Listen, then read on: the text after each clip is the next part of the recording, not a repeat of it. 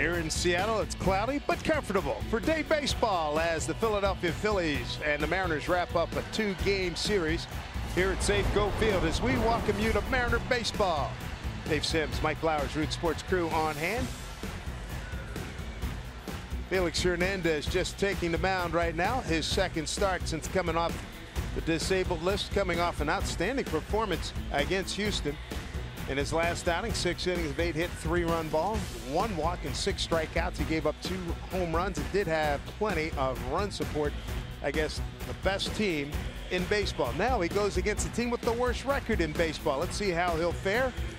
Here's a look at the Phillies starting lineup for today. And the Phillies have struggled offensively this year. They are 13th in average, 14 in runs scored, and 13th in home runs this year. But Freddy Galvis had a good night last night. 3 hits for him, also a couple of RBIs. Aaron Altherr, he has really hurt the Mariners in 3 games. He has 4 home runs, 9 RBIs. And then you have Franco, who is going to hit 6th in the lineup. He is 2-for-4 last night with his 10th home run on the season. And poor Felix, again, this will be his 7th start, 3-2 record, a 4.68 ERA, 28 strikeouts over just 4 walks on the season. Felix in his last outing, his fastball 92 to 93 miles an hour. Good curveball and changeup to go with it. And a look at the defense for the Mariners. Ben Gamble out at left field, had a diving catch in last night's ball game. He'll get the start in left. And you have Mitch Haniger, he was out in right field, had an assist in last night's game, threw a runner out at the plate. Mike Zunino was in the lineup last night in day game, but he's back there again today. He will do the catching. Felix against the Astros, Dave just mentioned, 6 innings pitched, 8 hits, 3 earned runs, 1 walk, 6 strikeouts. He threw 96 pitches. Overall, his command was pretty good. Dave mentioned a couple of home runs, solo home runs, one on a changeup to Altuve, the other was on a curveball. When you look at the Phillies, they have really struggled against right-handed starters this year. They are 15 and 38 against right-handed starters. What's your key today for Felix against these guys? Just work ahead. I think his fastball command will be important for him today. That way he can get to his changeup and his curveball. I thought both of those pitches were pretty good in his last outing, his first outing coming off the disabled list. But if he can work ahead with his fastball, I think that would be a huge advantage to him. And you can see the shift on right away for Nava. Nava, switch hitter, went 1 for 4 in last night's game. And here we go in Seattle. Ball 1 to Nava. Home plate umpires Ben May, Jordan Baker's at first, Bruce Dreckman at second, and Mike Everett, the crew chief, at third. Crowd of 22,648 last night, a little less tonight this afternoon. Fly ball left field as you play for Gamble. And there's one down. 64 degrees, winds calm here in Seattle. Mariners trying to get back to 500 again. Get the 500. They got a couple over. Need a launch run here to get some space going. Now you look at their schedule and you would like to see that happen going into the All-Star break. We're going to finish up with the Phillies today. Quick turnaround, go to Anaheim for the weekend, and then back home. That'll take them into the break.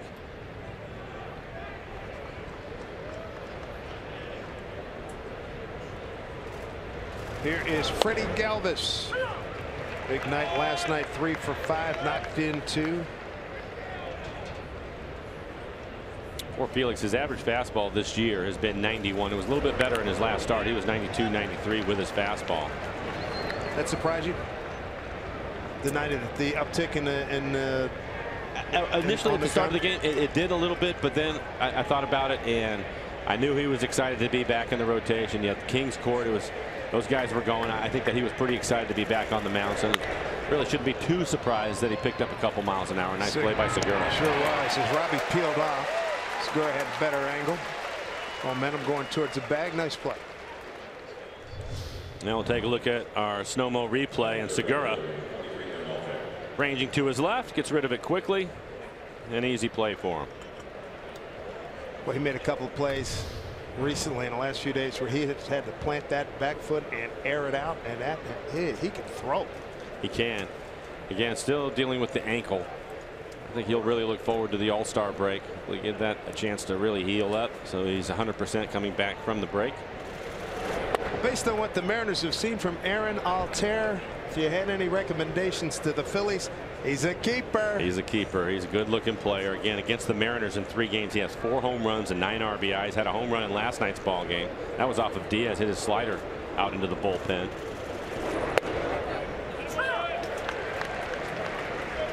4 homers, 9 ribbies. My goodness. Long home run last night. Pretty good slider from Felix right there. 1-1 pitch. Pulled foul past third base coach Juan Samuel. Mickey Morandini coaches at first for the Fighting Phils. The K cards. Tell you what, it's a small band, but it's a hearty band. Had 3 sections last time out for Felix last Friday. Drilled left field, staying fair. Altair, as we said, he is a keeper.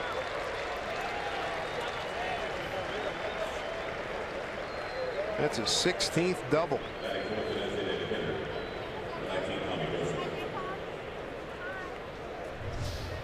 Looks like a fastball, and he turns on it. Trying to get to the inside corner. The good news is it stayed in the ballpark.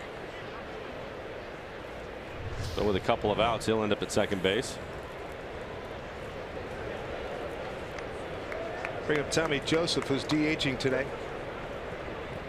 Played at first base yesterday. 0 for 4.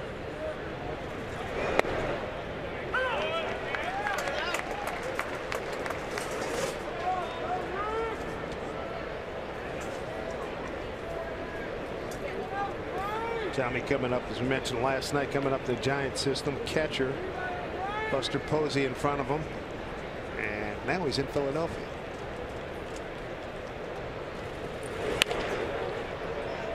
Seager cut it off, throws out Tommy Joseph. The double doesn't hurt.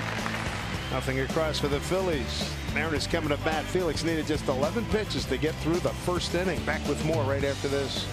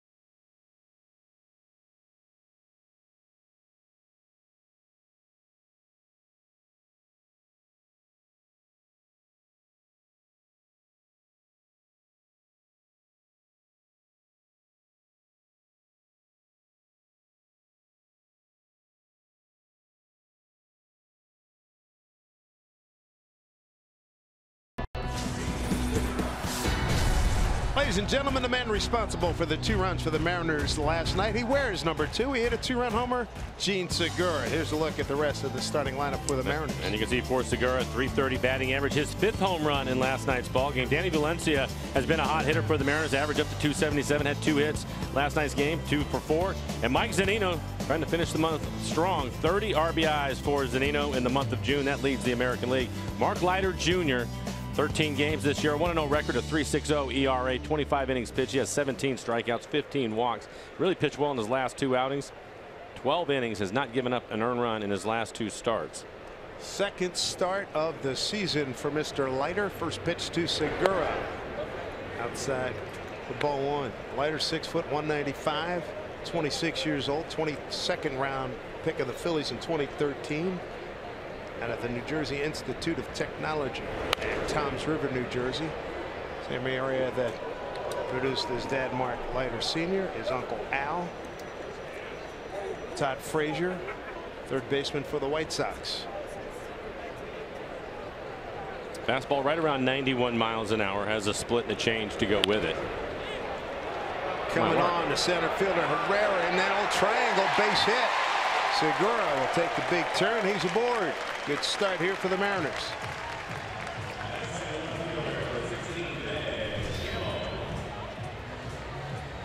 And Segura, he's going to get jammed with the fastball. Pretty good two-seamer in on his hands.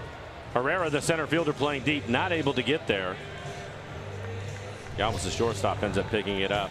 Mentioned Herrera, he did not start last night. Came on as a pinch hitter, but he will get the start in center field this afternoon. Brock Stassi getting his first start against the Mariners. He will be at first base, and Andrew Knapp will do the catching. Here's Ben Gamble coming off an 0 for 3 last night. He's cooled off, as have many Mariners here in this 3-game losing streak. 0 for his last 7, but he's got 9 hits on the homestand. Big part of a 6-game winning streak.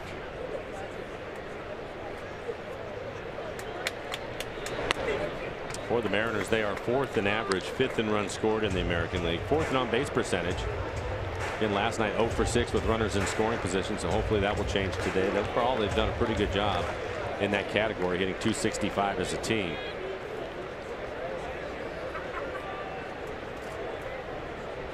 One to Ben, foul back. You mentioned Ben 0 for 7, Dave. Looked like he changed bats too. Hey, whatever to get the groove back. Exactly. That's what the players will do from time to time.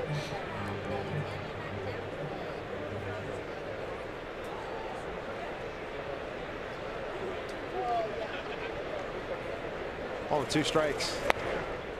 Tough news today about 10:15. Word coming down to Drew Smiley's going to need Tommy John surgery. That really stinks. It does. They were hoping to have him back after the All-Star break. Boy, talented left-hander, and it would have really helped this club. He was so fired up. He's got service. Disappointed. I haven't seen Drew, but no doubt he is as well. He's on his way to surgery, so very disappointed, I'm sure. Tommy John surgery, you're looking at what, 12 to 14 months? Yeah. If everything goes well. Right. Yeah. That's a shame. So we're looking at early 19 for him. Best case scenario. 3-2 pitch. Runner goes. Pitch swing on. Set to left field. Daniel Nava on the scene. I got another piece of news for you. How about this one? Joe Bimo retired. He gave it a last try in an independent league in the Atlantic League. So he's retired after about 20 years in the game. One of my favorite guys, and maybe owner of probably the best left-handed move, pickoff move to first base. Even better than Andy Pettitte. I don't think there's any question about that. Pretty good changeup too. And I want to congratulations to him. What a career he had. Absolutely. That move he made was the first time we saw him, and he picked the dude. Never threw a pitch. He never threw a pitch. Got a third out. Picked the dude off at first. That was great. Here's Cano. Robbie, 3 for his last 11, 6 hits on homestand. I hadn't seen his move, and he fooled me. Oh man, I'm telling. And the guy only had about a 3-step lead. Right. And he was out, no question. There was no replay review or anything. Well, good for Joe. I mean, played as long as he wanted to, and calling it a career. Nice career for him. You know what he said too? What? He said, you know, as a kid, like you all do, I got to peel it off my back. But he remembered Willie Stargell telling him a long time ago, when you start coming to the ballpark later and later in the day, that means you're starting to lose it. It's time to get out. And he was coming to the ballpark later and later. He says, you know, that's a bad sign. I need to. Good night, everybody. Thank you. Yeah, I understand. Everybody gets to that point. So good on Joe Biden. Yeah, great.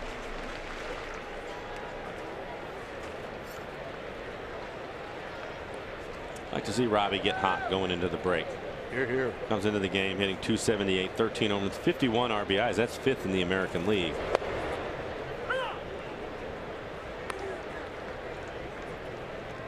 I think about his first half, I would say probably he's had some of the worst luck of any hitter I've seen. And to add to that, I haven't asked him. I will ask him at the next opportunity. Some of the worst luck he's probably had in his career. Yeah, it's been tough. If you look at how often he has squared the ball up and hit it at somebody. Remember we were talking about the best 0 for 9 we'd ever seen that one week. In Oakland. In Oakland. Yeah. That? He was hitting line drives all over the place and couldn't buy a hit. Luck is a factor in this game, and hopefully he'll turn around in the second half.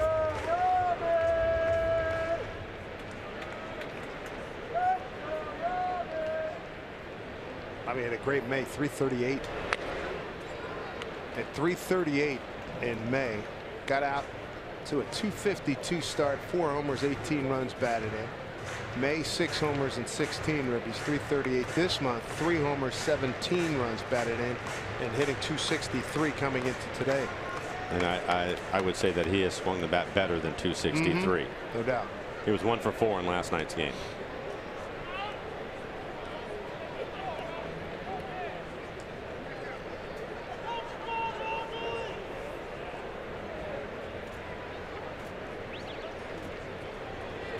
One out with Seager at first.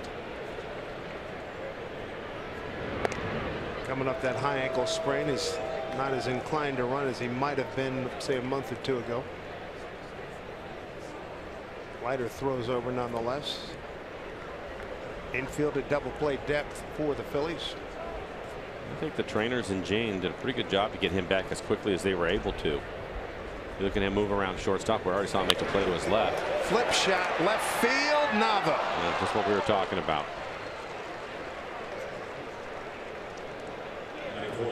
Two down.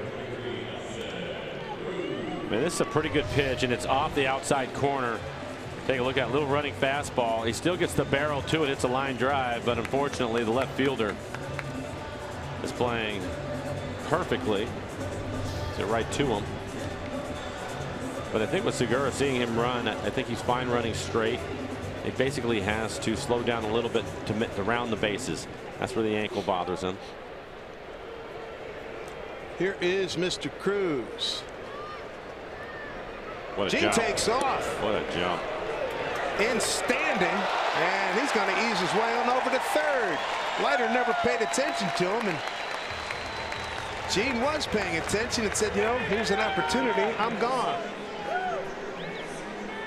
Stole a base, E2. We'll take a look at it. Works out for the Mariners, but I would recommend that he slides. He knows he has such a huge jump. There's no chance to get him. Well, going into second base like that, And dealing with that ankle, just dealing with that ankle, just hit the dirt. But it ended up working out, so he can just walk over to third. I just would hate to see him get hurt. I remember talking to him about that. He said, I usually slide head first, and I didn't that time, and that's how he messed up the ankle. It was a late slide. Yeah. Up the middle. Nelly picks up a run. Cha-ching here in the first inning. 1-0 Mariners. Nelly's 59th run batted in. Second Aaron Judge in the American League. Mariners on top. We mentioned it. The Mariners as a team hitting .265 with runners in scoring position. Nelson came into the game hitting .287 overall. Now has 59 RBIs as his base hit goes right back up the middle. He's done a lot of this work, Mike. Again, he's not homered since the 4th of June. Yeah, it's been 19 games for him. One of the longest droughts he's had in his career. And I said it, when he hits that next one, I think they're going to come in bunches for him, but it's good to see him get that base hit and pick up an RBI. Kyle Seager. Love to see him get his bat going. 0 for his last 10, 4 for 29 on the homestand.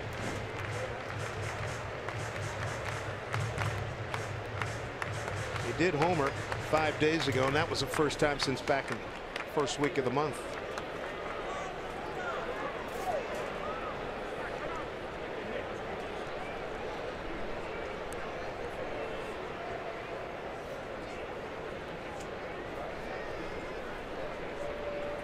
Two out a run in with Cruz at first.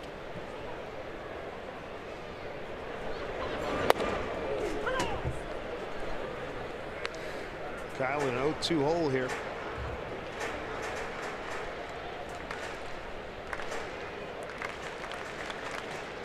Scott Service talking about Cruz and Seager both missing some fastballs that they usually handle. So hopefully with the turning the page in the calendar, that will start to go the other way in a positive direction for the Mariners.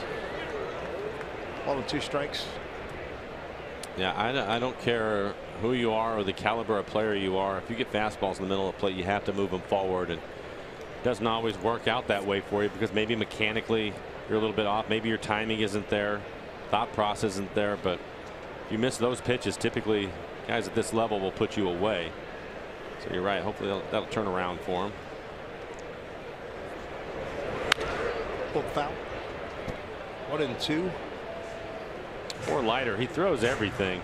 Fastball, slider, curveball, cutter, changeup, split. He's primarily a fastball, split, changeup pitcher. A lot of breaking balls from him. He doesn't have the right-handed version of the cutter that his uncle possessed. Al Leiter. Al? No, I don't think so. Al, World Series champion with Toronto in '93, Florida in '97. Broadcast for MLB Network, the Mets in Florida. Good left-handed pitcher. Yes, sir. In tight, ball 2. But for you as a right-hand hitter, that cutter, I remember, I've heard you talk about that. He had one of the better cutters you saw, right? He had yeah, and you didn't see it that often then. And now I bet he was probably mid-90s. He was 94, 95 with a cutter, and he would just live in on your hands. And I think he and Jim Abbott were the ones that really threw it quite a bit. 2-2 pitch. Little dribbler cued off. Kyle digging. He can smell a base hit. And he's got it.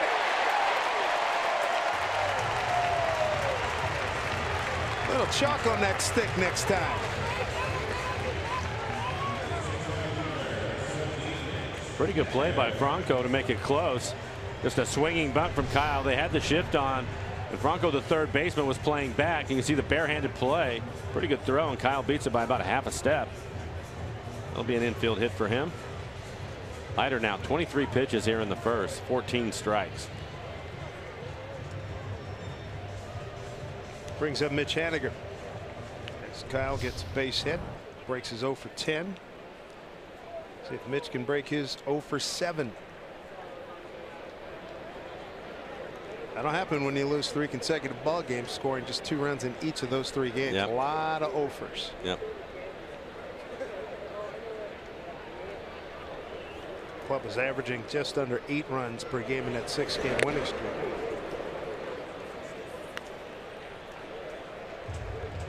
Well, typically it just takes a couple of guys to get hot again. Yep.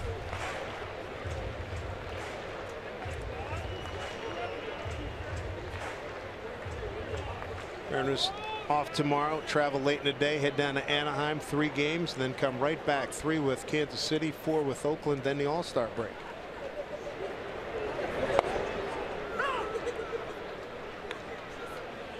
Going 2 to Mitch.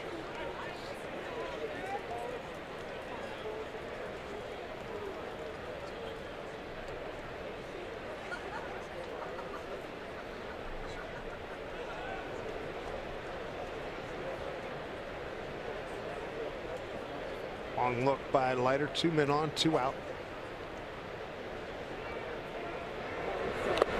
And Haniger strikes out. Holding on to the foul tip is Andrew Knapp. Mariners get a run, leave 2, 1-0 as we go to the 2nd inning.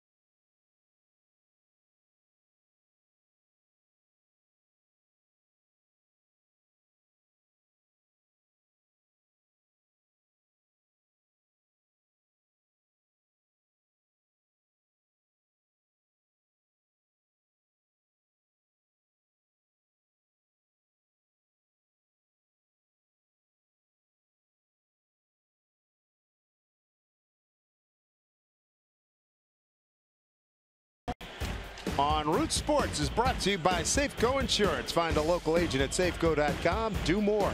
By Steel. To find your local Steel dealer, visit steeldealers.com. And by Geico, 15 minutes could save you 15% or more on car insurance. Big wheel, a great wheel here in Seattle. Mariners have a 1-0 lead. A little matinee baseball, Kings Court style. Smaller section. Wow. Not interested. Filling in for the youngster. Big Daddy coming through. Give him a year or two. Yeah. Odubel Herrera, center fielder, followed by Michael Franco and Brock Stassi. Must have eaten already. He's not interested at all. Felix gave up a double off the left field wall to Aaron Altair in the first inning. 11 pitches for Felix in the first. 11 pitches, 9 strikes for him.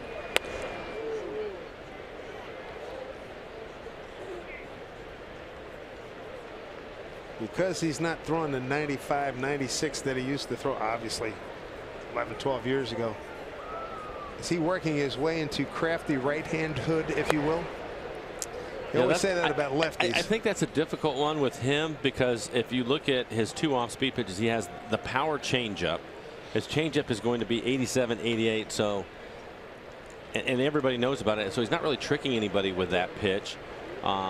It's dominant, and he can tell you he's going to throw it, and you still probably can't square it up. And then he has the curveball, the 12-6 curveball, which is still a devastating pitch. So I think as long as his last outing, he was 92, 93. That's a pretty good fastball with some run to it.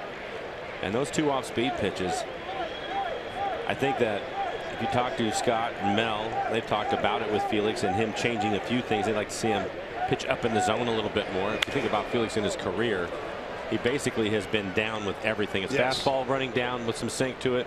Obviously the changeup, and then the 12-6 curveball. Everything has always been down. They'd like to see him elevate the fastball a little bit more, which in today's game, that's been a pretty popular thing, and it certainly worked for some other pitchers. Well, I think he was right. You bet with the split, he would throw that fastball at the top of the strike zone, and his fastball at 86. Right. He could throw it by guys. So I think for Felix, he's always made adjustments, and I think that he'll continue to do that throughout his career. Herrera in last night's game 0 for 1 as a pinch hitter in the 8th inning.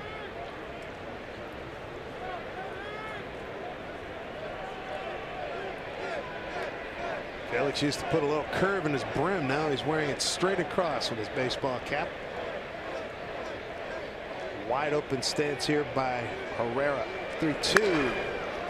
Nice play. Good hands. Danny Valencia down at first. 1 out. He's really played well defensively for the Mariners. Baseball is America's favorite pastime, so make sure to add the Mariners afternoon game to your 4th of July plans. First 15,000 fans are going to receive a Mariners patriotic cowboy hat when the Mariners take on the Royals Tuesday at a special 3:40 start time. Tickets at mariners.com.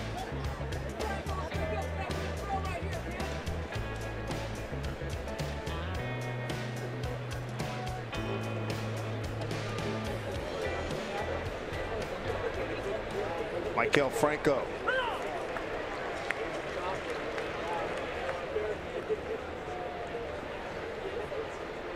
Two for 4 with a home run last night. Third baseman. There we go. Here's the hat we were just talking about. I wish I had the white version, like when I used to watch the Lone Ranger and put the mask on. Then it would be great. But it's a good looking hat. Go ahead, Mike. Give it a shot. No, thank you. It's a great hat, though. Yeah, it really but you're is. the one that wears all the hats. Yeah. Pulled foul past Juan Samuel. Ball and 2 strikes. Felix looking for his first strikeout this afternoon.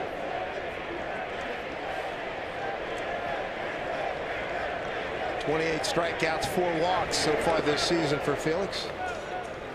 2-2. There's a lot of things I like about what Felix did in his last outing, but one of the things that jumped out at me, how about the run support? All these games we've done over the years where he didn't get run support, and he got plenty of it in that comeback game. Yeah, and that helps a lot. You can be a little more aggressive with your fastball. You don't have to worry about making one mistake in a game.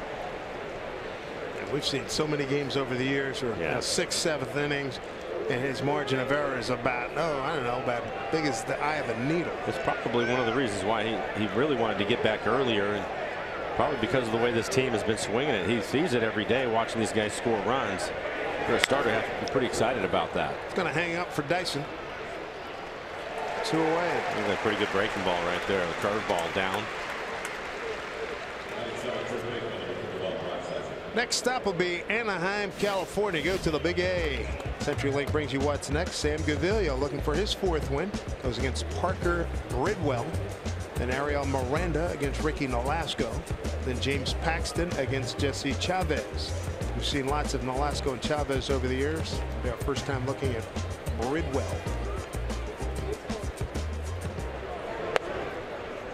Brock Stassi, the first baseman.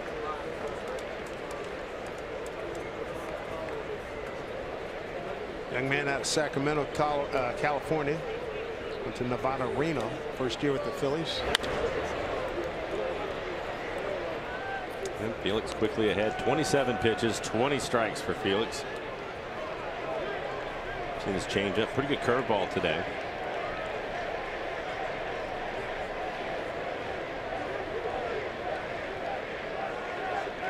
You know what they want. Oh, yeah. Still looking for that first K. Missed with that curveball down out of the strike zone.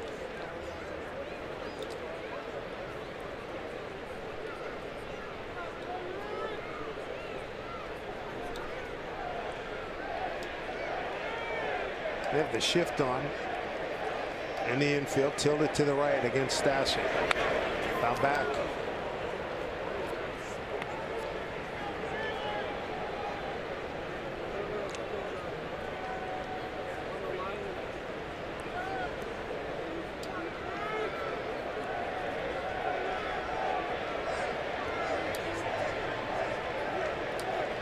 Here's the 1-2 in the dirt.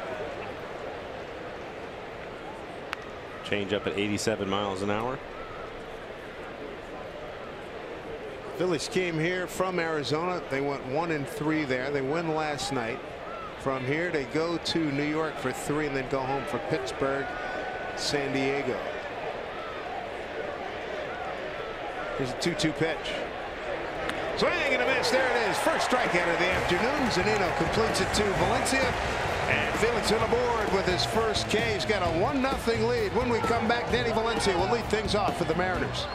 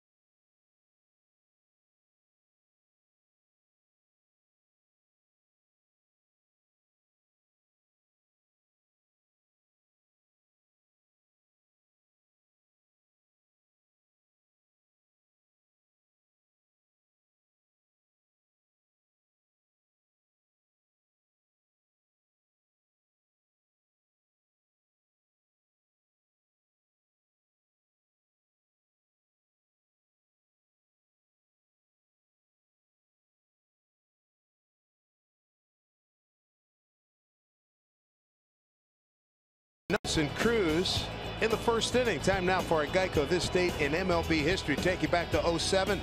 The Big Hurt, Frank Thomas, 21st player in big league history to hit 500 home runs. 500th home run came off of Carlos Silva, then with the Twins, and 10% of his first 500 home runs came against Minnesota.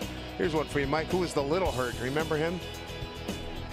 Hawk put those two the great nicknames, the Little Hurt and the Big Hurt. Craig Grebeck, the little infielder. Oh, that's right. Yeah. Little infielder. Yeah, utility infielder. Yeah. Here's Danny Valencia. What a great month of June. 325, 3 homers, and 20 runs batted in.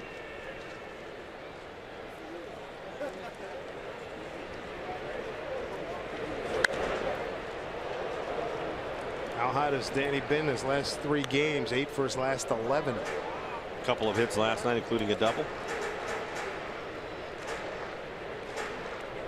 It's 20 RBIs. Tied for 9th with Mike Moustakas and Adrian Beltre. Most RBIs in a month. Zunino leads with 30.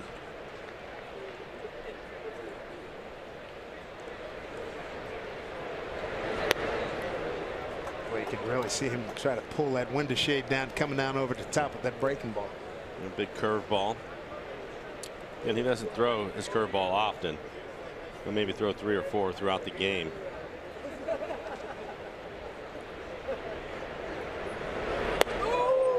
Off speed pitch. Good one for Leiter.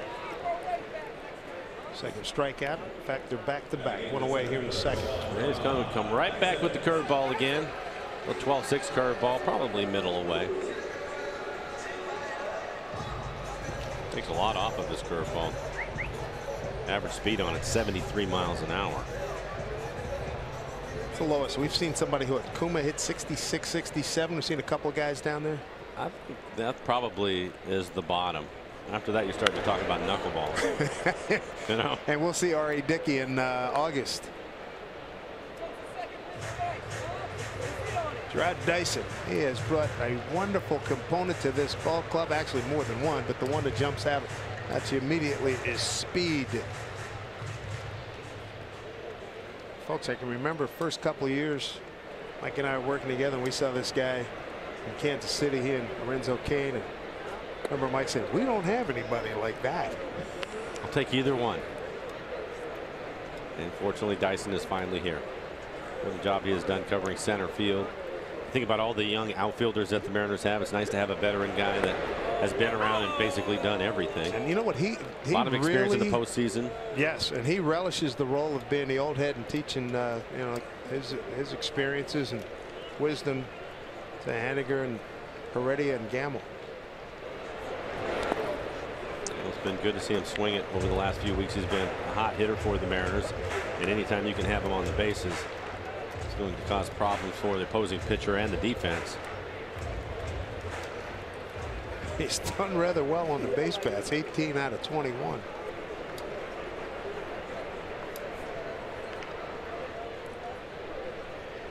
Two pitch here. Good news, he hadn't been hit by a pitch in a while. He had a rash of, seemed like every other day he was getting drilled in the back foot.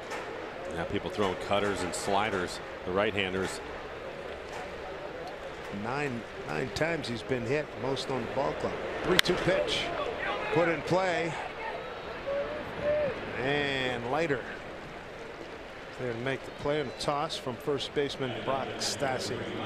2 away here in the second. Get ready. The first ever snow day at the ballpark, Friday, July 7.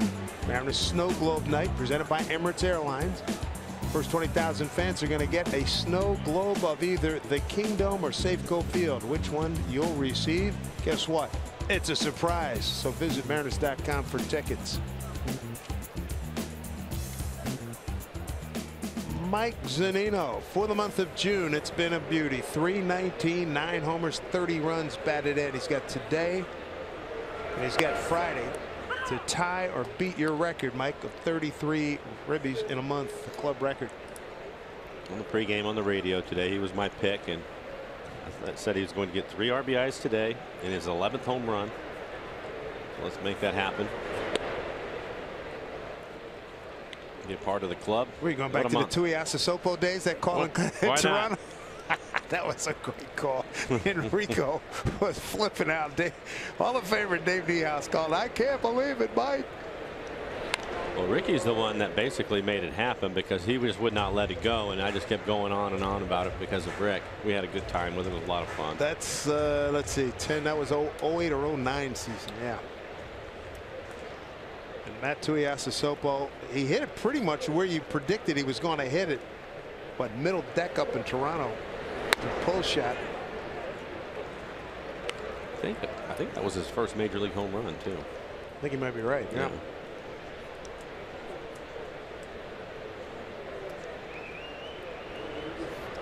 2-2 to Mike.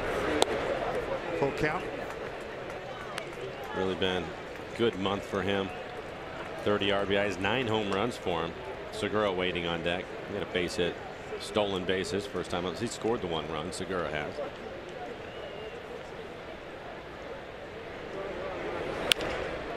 Broke his bat. Franco throws him out. Mariners go 1-2-3 in the second, but lead 1-0.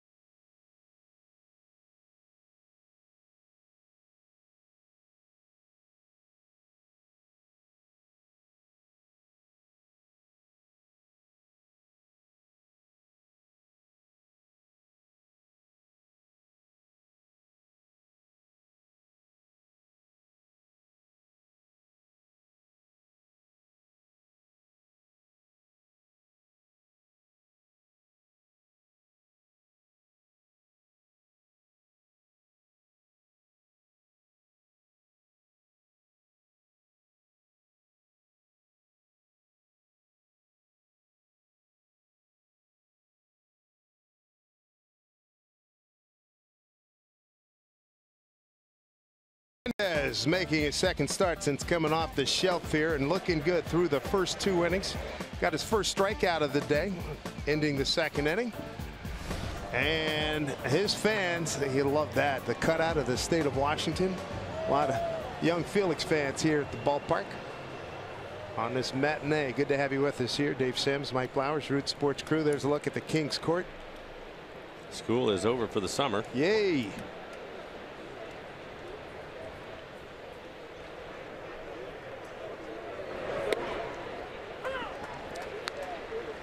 Here's Andrew Knapp, catcher for the Phillies.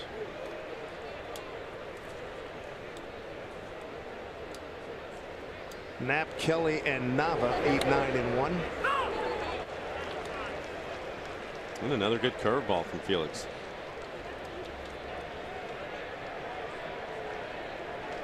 .33 pitches, 24 strikes. Knapp in AAA a year ago. Rolls over on a breaking ball. That could be trouble. Yep, that's going to be a base hit. And here's some good news. Felix didn't overextend himself trying to get that, because we have seen too much of that. Guys getting hurt, and he's had his problems with ankle issues trying to cover first base.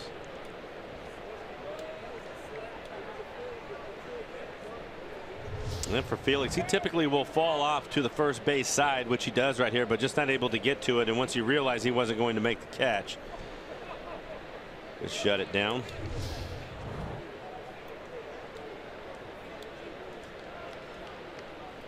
I'm going to bring up Ty Kelly, hitting 9th in the lineup. 19th game for Ty with the Phillies. A few years ago, part of the Mariner organization, traded to St. Louis for Sam Gaviglio. Now a starter for the Mariners. Yesterday, Larry Anderson threw out the first pitch here, former Mariner, and I just went down to say hello to him. He said, it's one of the few pitches I've thrown at Safeco Field that didn't leave the ballpark. Worked with Larry back in '99 and 2000. I was doing Phillies Weekly, their Sunday wrap-up and preview show. Funny guy, incredibly dry sense of humor, Portland area guy, so he's back in his home area. Good fellow. Working with Jim Jackson today. Jim also the voice of the Philadelphia Flyers.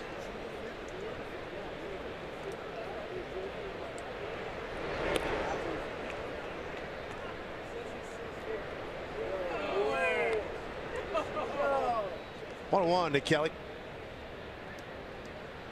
Felix on his marvelous career here at home, 85 and 54 with a 3.13 ERA. Here comes a 1-1. And this is drilled deep to right. All kinds of problems. It's gone. A 2-run shot, Ty Kelly. Phillies take a 2-1 lead. Second home run given up to a left-hand hitter by Felix. 9th home run he's given up on the season.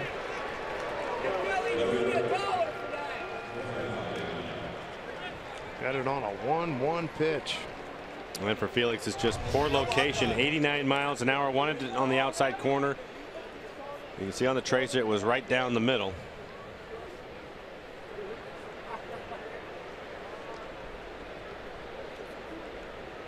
So the 8 and 9 hole hitters do some damage here. Infield hit, 2-run homer, and the lead has changed. Here's Nava, top of the order. Flight out to left.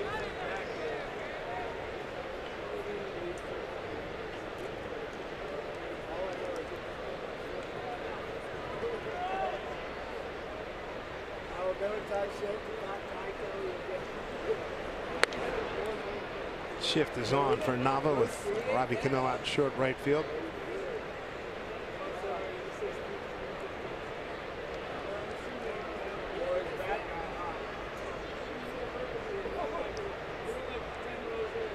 One pitch. Gets a strike.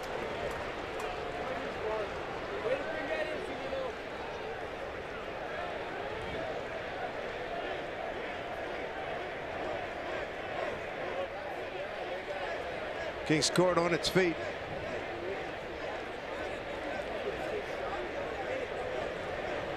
One-two pitch.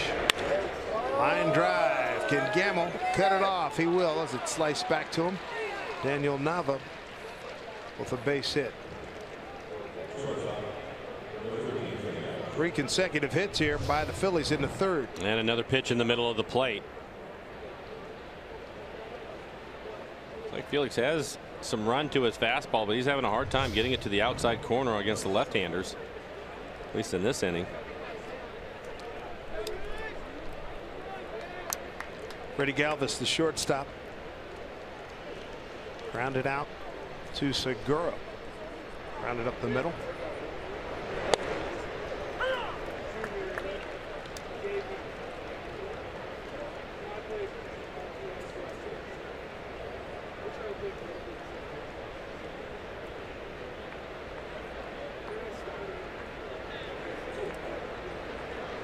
Here comes the 0-1 pitch. Hit hard, base hit. Nava will dig for 3rd and get there. 4 consecutive hits here against Felix. And not surprisingly, here comes Mel Stoudemire Jr. Pay a visit. Time now for today's T-Mobile Unlimited Baseball Break-In. Updated to the minute here. Aaron Altair against the Mariners. Look at that. 462, 4 bombs, 9 ribbies, and a slugging percentage of 1538. Yikes. And he is now going to walk to home plate. A couple of runners on. Hit the ball hard his first time up. It was a double down in the left field corner. He banged it off the wall. Man, another couple of feet, that would have left the ballpark.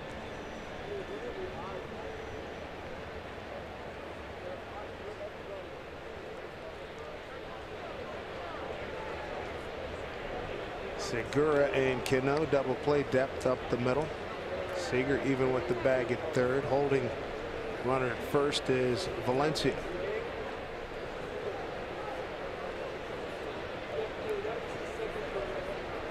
Seager backs up, now throw to first.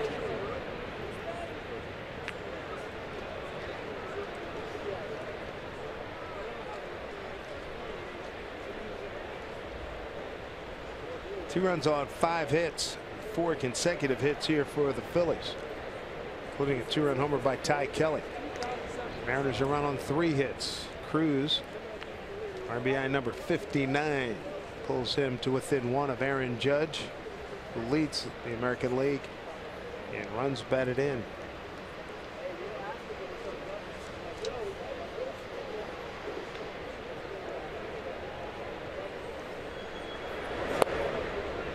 Ball 1. Come on, let's go.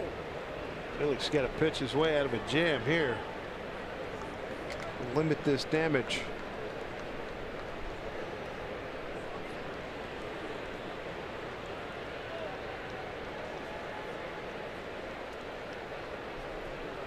Runner at first, Freddy Galvis, 4 out of 5 in base stealing. Here's the pitch. Got him. Breaking ball for strike 1-1. That looked like a pretty good slider. Talking about Felix and his velocity in his first outing back from the disabled list, and he was 92, 93 miles an hour. Today he's been 89 to 91. The velo down a little bit.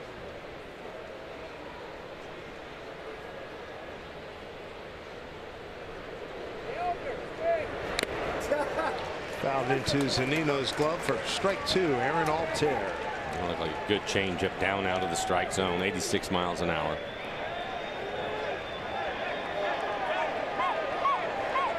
Felix with 1 strikeout so far today, hasn't walked anybody.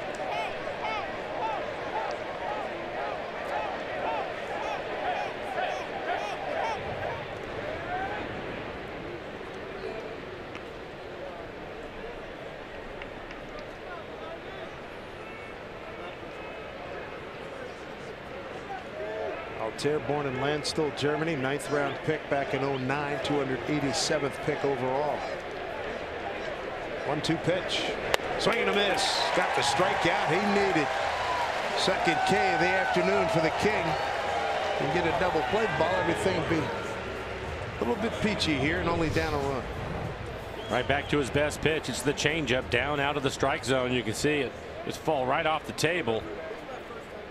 Altair right over the top of it. Good changeup.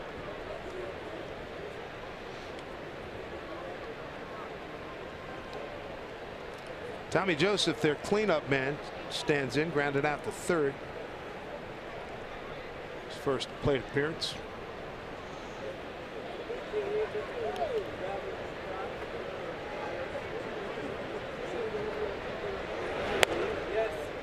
Ball 1. Mariners trying to end a 3-game losing streak after winning 6 consecutive games. They stand a game under 500 at 39-40. Mike, where's the season going? This is game number 80. Yeah, after tomorrow they'll be halfway there. All-star break will be here shortly. Felix really paying a lot of attention to Galvis. 4 stolen bases for him. He's been caught 1 time. Tommy Joseph right behind Altair. Joseph with 12 home runs. Altair leads with 13. Got him.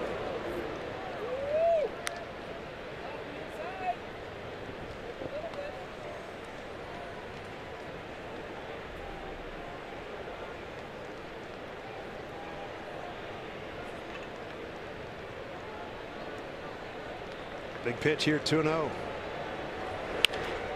That is a foul ball. Game of inches. Third base umpire Mike Everett, the crew chief. It's going to go right down the line. Jams him. Was in on his hands. Pretty good pitch.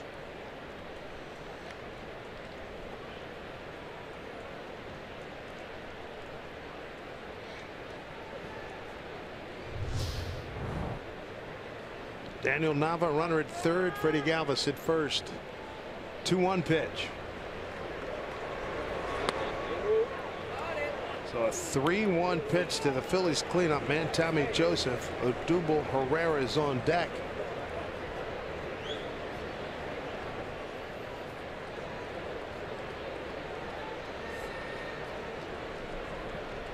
Felix looking for a double play ground ball. 3-1 pitch. Runner goes and taken for ball 4. The bases are loaded. First walk of the afternoon. And his pitch count starting to move upward. 52 pitches for Felix. He was in great shape, but having to throw a lot of pitches here in this inning. You can see at 52, 36 strikes for him. Just 1 out, working here in the 3rd with the bases loaded.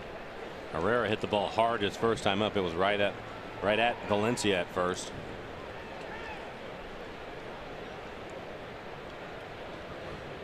Danny was able to make the play.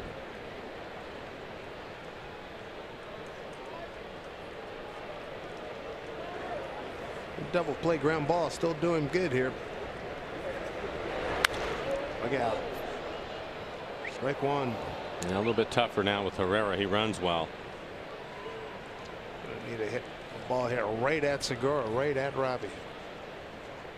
22 pitches in the inning for Felix.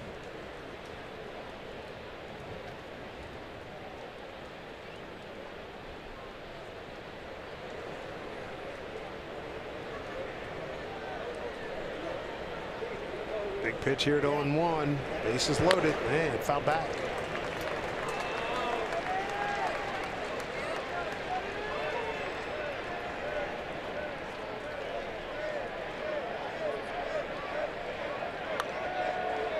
You see Herrera angry with himself.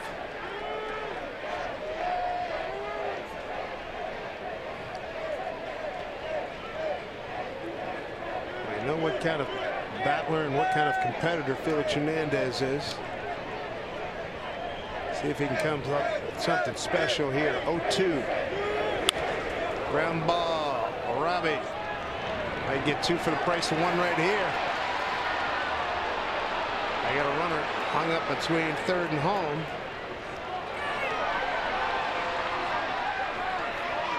And Zunino with the tag. Wow. That was an interesting way to get your double play. That wasn't part of the blueprint. Mariners now trail 3-1.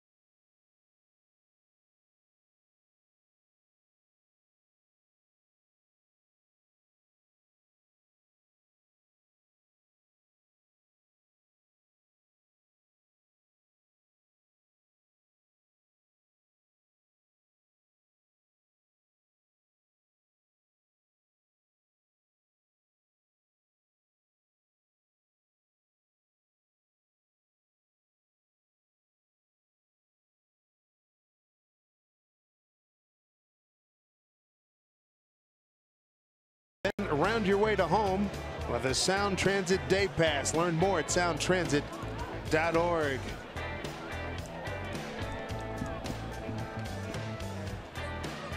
All right. He was trying to eat the cake carton. That's not part of the grand design. See if Mom can get it out.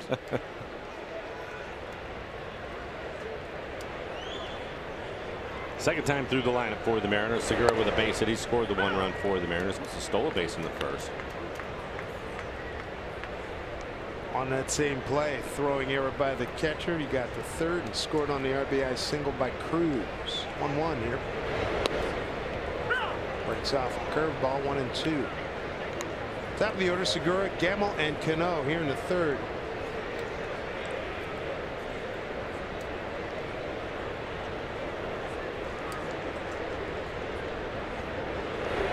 Inside for ball 2.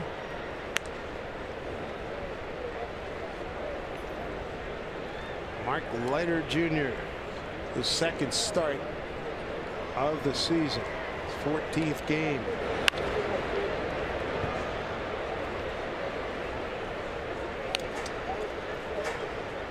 You went 3 for 5 against his dad. What do you remember about Mark Leiter, Al's brother? Pretty similar to Junior, I would say, the type of stuff. 91 to 93 with his fastball. Pretty good changeup, a curveball that he would throw. Inside, says Ben May. Full count. Did not have the cutter like Al. Bay Valley went 4 for 5 against Senior. Yeah. There's Ben Gamble. Well, he got to that pitch, fouled it off. He was coming out, was buried down. Almost hit him. It's unbelievable. Wow.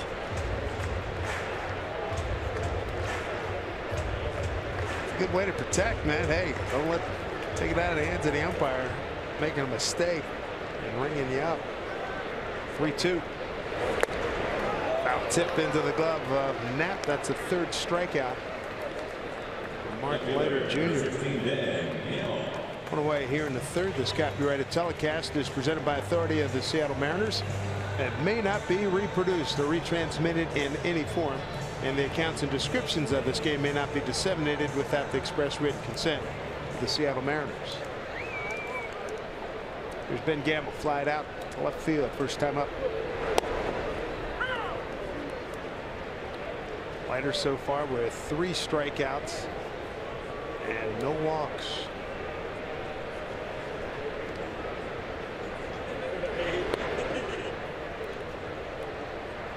Curveball. That misses, so 1-1.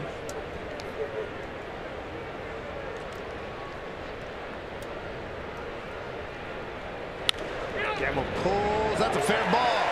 That kid run, makes a great turn at first.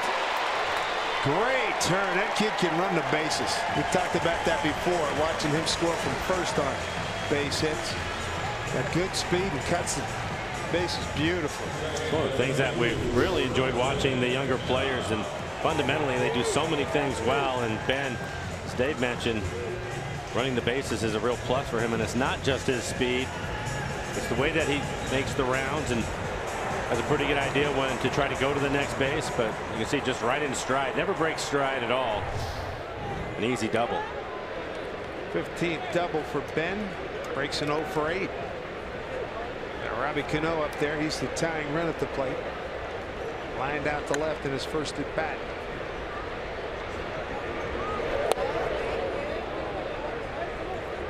That's a pretty good changeup.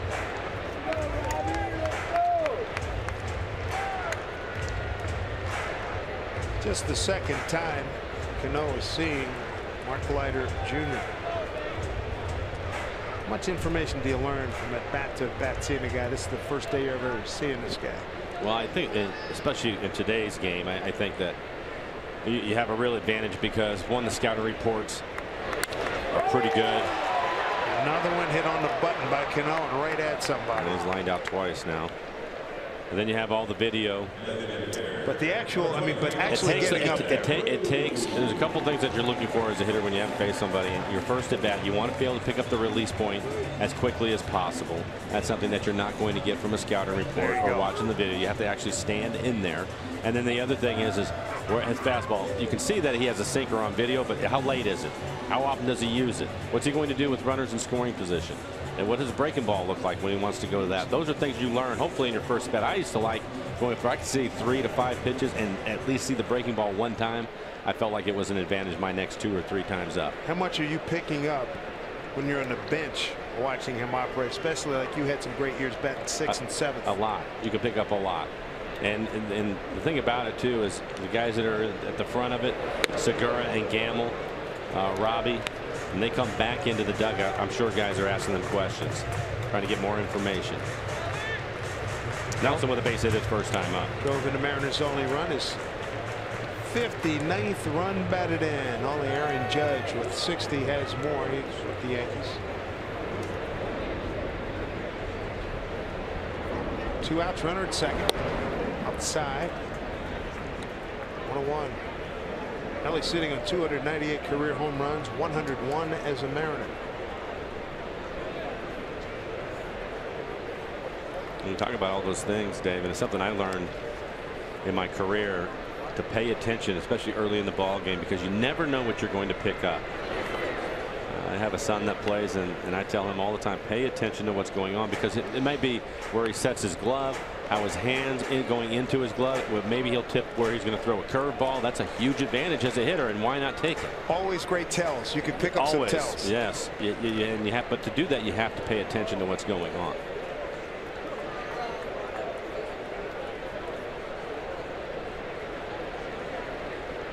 Two and 1 to Nelly.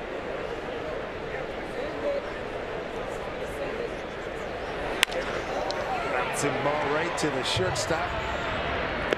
Galvis throws out Cruz. Mariners strand a runner at second. We go to the 4th inning. Phillies 3-1 lead.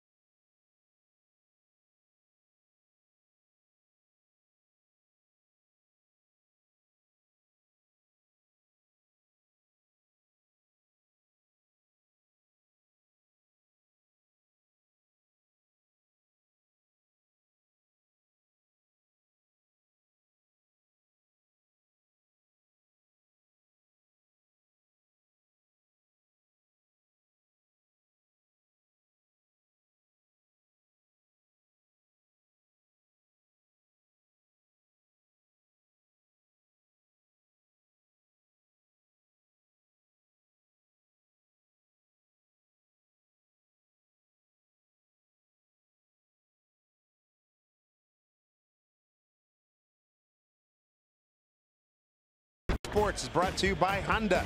Great deals are waiting for you now at your local Honda dealer. And by Amtrak Cascades. What a beautiful way to travel. Visit AmtrakCascades.com. The Great Wheel right here in Seattle. Prominent in the skyline and any of the great scenics you see, particularly on sports TV as you go around the nation. Our regional sports broadcast and other national broadcasts, they always have the Great Wheel and, of course, the Space Needle. Come to Seattle. He did go. Michael Franco, strike one. You know, Mike, we were just talking about tells. Yep. What do you remember about maybe early in your career, first time you were able to pick up a few tells and made it work to your advantage? Well, what I remember early on is I actually didn't pick it up. It was talking to teammates, and Edgar was really good at it. Joey Cora could do it, and them talking about it, and then I would start to pay attention, see what they're even looking at, and when you see it, it's obvious, and you see it right away. And so that was when I started to pay attention and trying to figure these things out on my own. But it was those guys that basically turned me on to that and told me what to look for in certain situations. Now, like Edgar was one of those, he could pick something up really late, so they already started to wind up, and it might be like right about there he sees something, that was too late for me. Right. He could still pick up the ball and make a decision on what he wanted to do. I had to have it earlier than that. But it's trial and error. You know, everybody's different. Now, let me ask you this. You're long retired now, so you can drop names. Who did you pick one up and you said, you know what, I took that sucker deep? Well, you know what? There was a time in there that actually I had Randy on a slider. And it wasn't that I was going to be able to hit it, but by knowing that he was going to throw the slider, I would just automatically take it instead of chase it, because he would throw it down and into the right-hander. It's a pretty good pitch right there by Felix. And so if you had that advantage, then you could just sit on the fastball all game long. He eventually figured it out. I think it only lasted a couple of times that I saw him, but he eventually figured it out and was able to clean that up. That AB, you at least had to relax a little bit when he said, well, I'm not swinging at this. Exactly. Right? Exactly.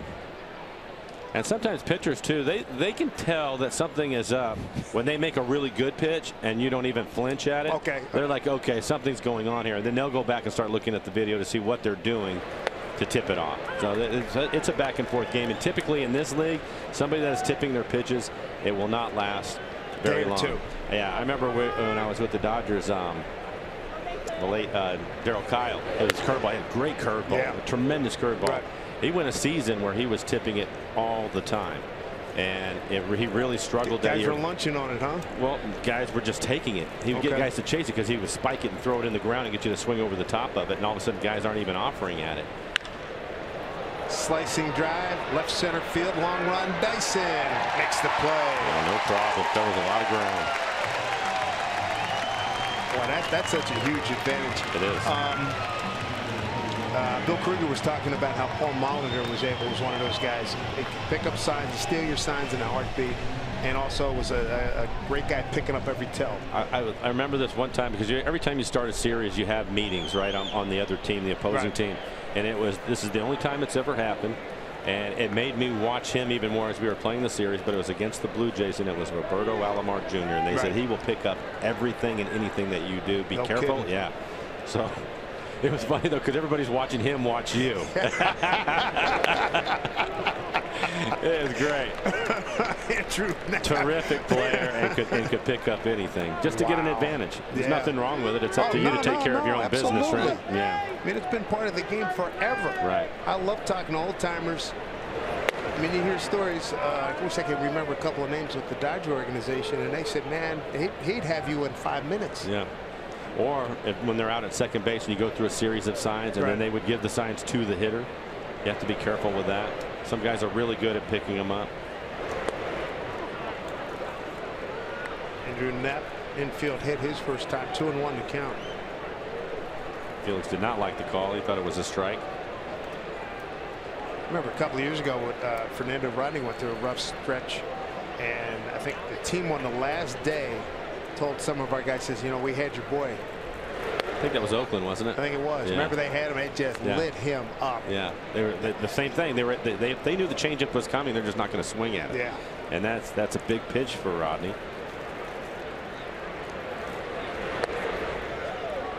Ball 4. So the catcher batting in the 8-hole. That's a second walk issued by Felix.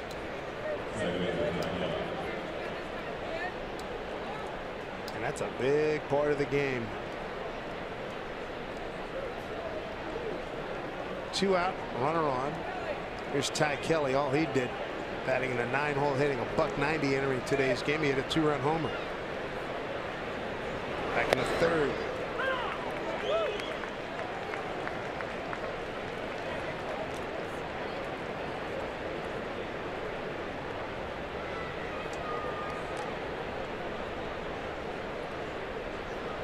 We'll find out if Edgar's still using that to his advantage, picking up every little thing.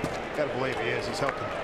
You said, I remember you said something about some guys like to get it, some guys don't. Some guys don't like it, yeah, because their swing will get too big. They'll try to do too much with it, and they'll get themselves out because they know what's coming, so they'd rather not. But some guys, it's a huge advantage.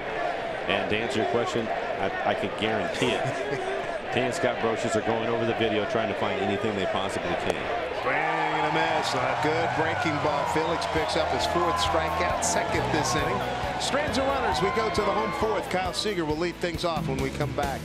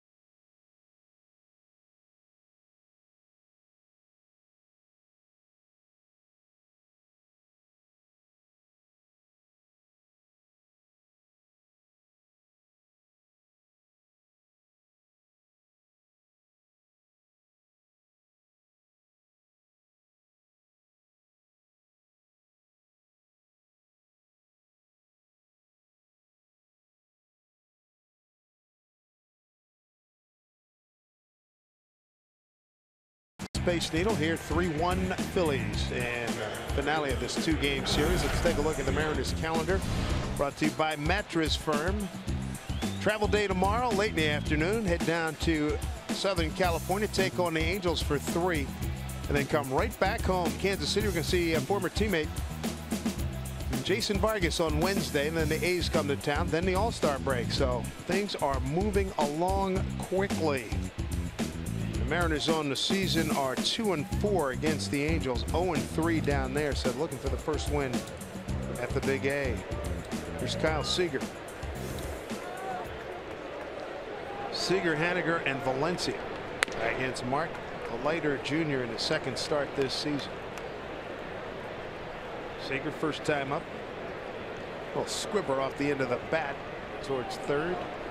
Got a base hit out of it. They got the shift on against him. This might be, as far as I've seen, a shortstop over to the right side. The second baseman is playing out on the grass, but the shortstop is really pulled over. Wow. Most of the time they're cheating more towards the middle of the field, but that's not the case with the Phillies. 2-0 pitch. Takes it first strike. Infield base hit in the first, broken 0 for 10 for Kyle. Mark Leiter Jr., 26 years old. Tried to take advantage of the shift. Couldn't keep it fair. 2-2. Yeah, it was right there for him. Until he was not happy that he didn't get the bunt down. If it was an easy base hit. Smart play leading the inning off. Get a base runner out there. Mariners got their run in the first inning. A 2-out single by Nelson Cruz, his 59th RBI. Phillies got a 2-run homer from Ty Kelly. And another run scoring at a double play in the third. Sun breaking through. 2-2 pitch. High drive, right field. Kyle Seager's left the building, everybody. Home run number 9, RBI number 44. Kyle Seager. So it's his second home run in the last 5 days. So that's a good sign. Got it on a 2-2 pitch. Now he's happy he didn't get the bunt down. Yeah, that's exactly right. Take a look at it. Pitch right in the middle of the plate. Fastball right there for him. And he barrels it up, stays behind it. A lot of power to right field for Kyle. This is well back into the stands.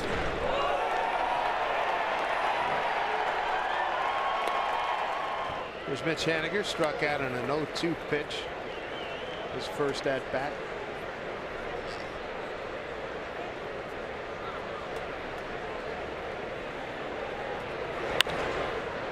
Popped up, taking a run at it as Stasi.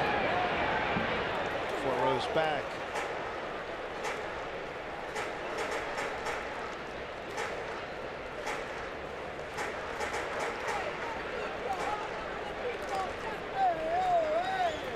Three runs, 5 hits, 1 error for the Phillies. 2 runs, 5 hits, no errors for the Mariners. Shift on from Mitch. 3 infielders left side. Breaking ball outside.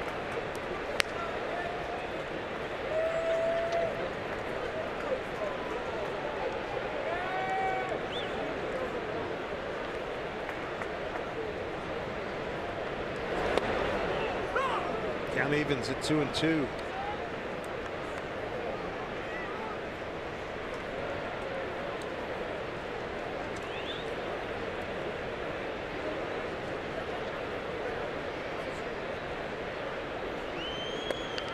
Strike 3 called. This is K twice, swinging and now looking, 1 away. Here in the 4th, that's the 4th strikeout for Leiter. Grab a great grab with Kyle Seager bobblehead night. It's coming up Saturday, July 8th, and thanks to Root Sports, first 20,000 fans are going to get a collectible of the Mariners third baseman flashing the leather. So log on to mariners.com for your tickets.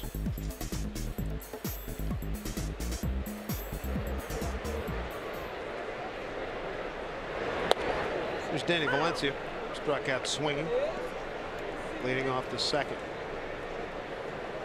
Couple of curveballs from Leiter to Danny his first time up.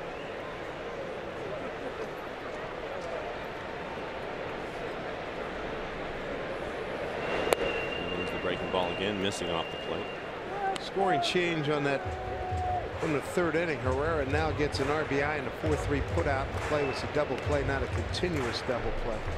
So Herrera picks up an RBI. That'll be his 28th.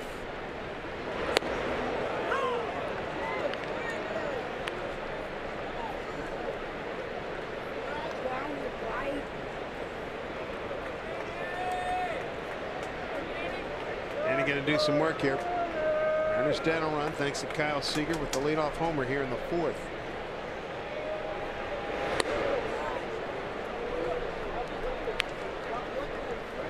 Mark Leiter Jr. starting to grunt like his uncle.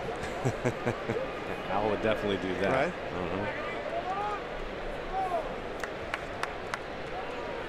2-2.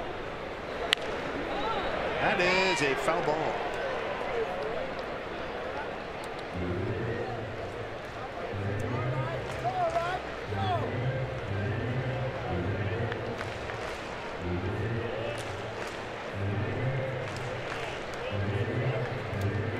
Toms River, New Jersey. That's had a couple of Little League World Series champions.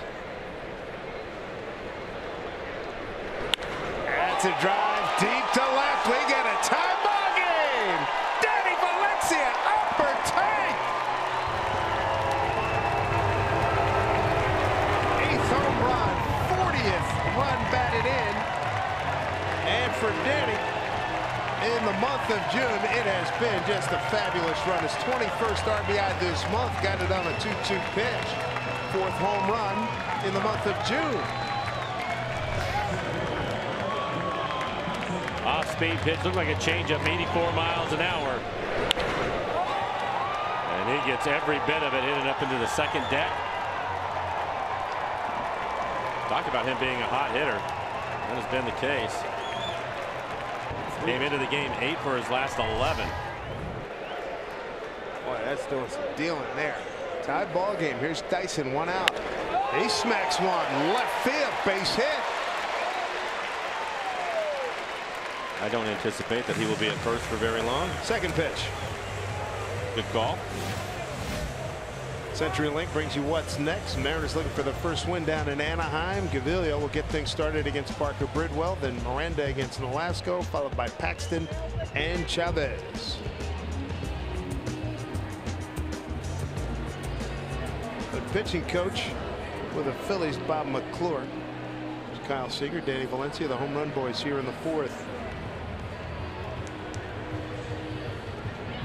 Bob, a long time pitching coach with Kansas City.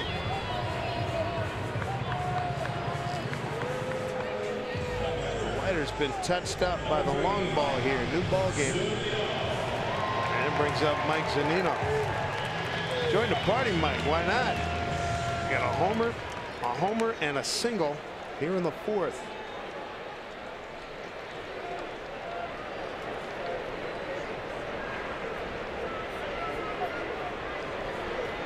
First pitch to Mike. Strike one. Grounded out to third. First at bat. Mariner RBIs today: Cruz, Seager, and Valencia.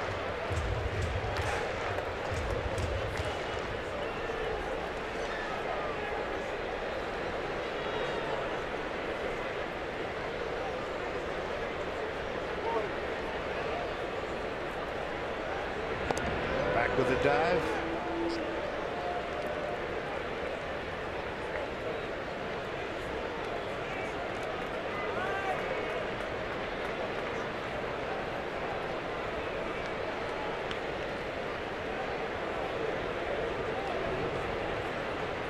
Here's the 0-1.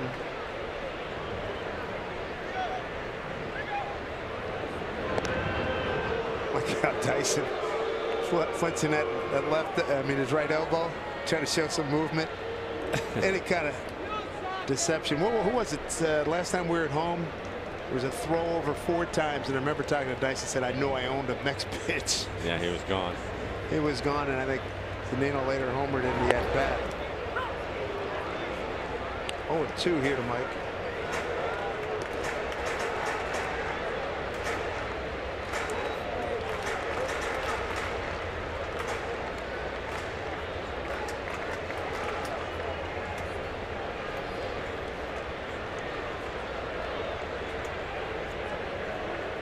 Slide step, popped it up. He just missed it. Yep. Skied it out to left field. Pretty at hang time. Daniel Nava making the play. I've found over the years a lot of guys that can steal bases, but the guys that are really good at it, they always seem so comfortable and relaxed. You look at Dyson out there, he gets a big lead, and it seems that he's never, in a hurry to get out there and take his time. You mentioned that arm, that right arm, he'll drop it down, just be relaxed. It's just so comfortable. Even diving back right there, it's easy for him.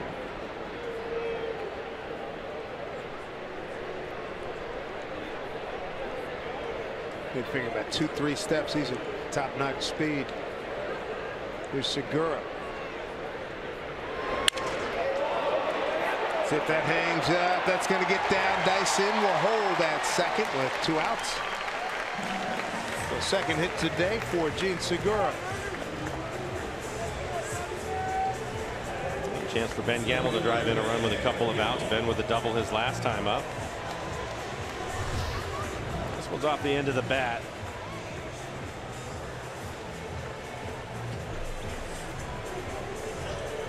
Fourth hit this inning for the Mariners. Gives him 8 on the afternoon. Here's Ben Gamble for the lead.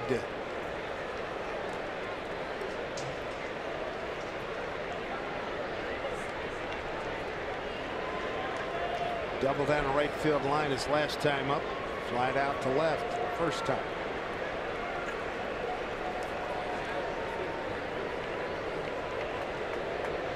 Mariners so far 1 for 4 runners in scoring position.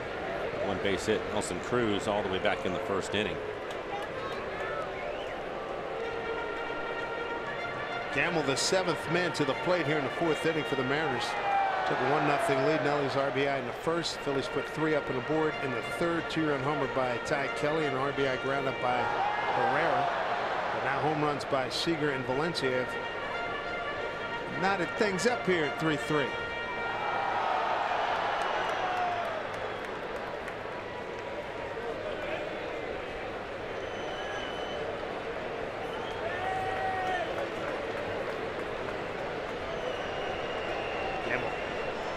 Waiting on Leiter. Here's pitch, strike.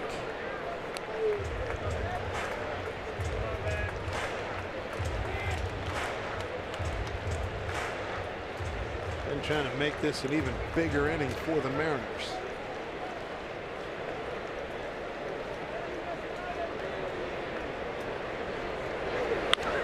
Pulled foul.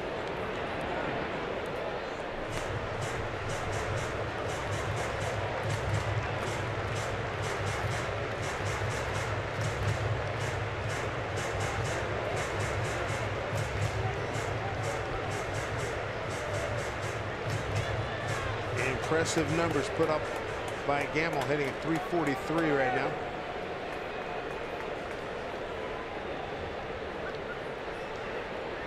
Here's the 0-2. Dyson really has done a great job this season messing with the minds of pitchers, whether it be first base or second base. You hope he just distracts them enough to where maybe they make a mistake in the middle of the plate.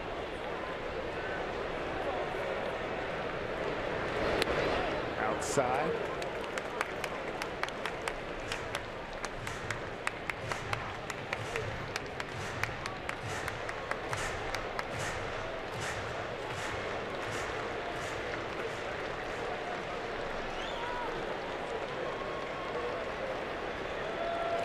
All 2 strikes to Gamble, 2 on and 2 out. Flips this one left field. Nava with room is there to make the catch, but home runs by Seager and Valencia have tied it up as we go to the 5th inning.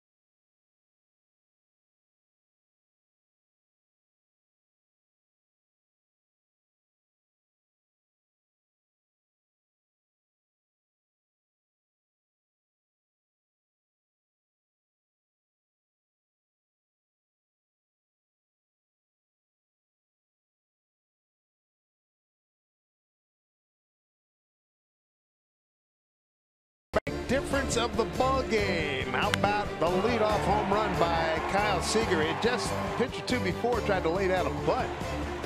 Glad he missed. And then Danny Valencia on a 2-2 pitch.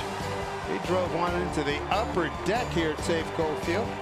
His 8th home run, Kyle's 9th home run. The hot month of June continues for Valencia, and Kyle Seager may be starting to heat up. Kyle's got 2 home runs down his last 5 games. Top of the order for the Phillies, Daniel Nava. 3rd time against Felix. Throws a breaking ball, strike 1. Nava fly to left, single to left, and scored.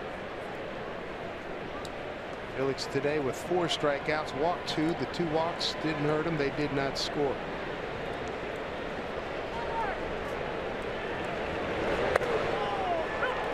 Oh, 2.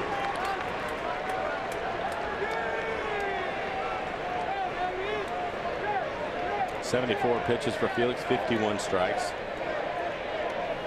Nobody getting loose in the pen. 96 pitches in his last outing. His first outing coming off the disabled list. Fastball's been right around 90 today. Pretty good changeup and curveball to go with it. Only thrown a couple of sliders.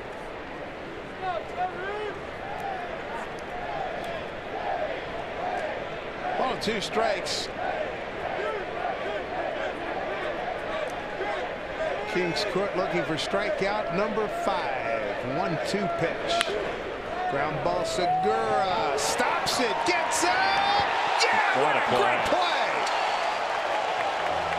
Hope he's not hurt. Hopefully he's okay. Getting up slowly. What a play.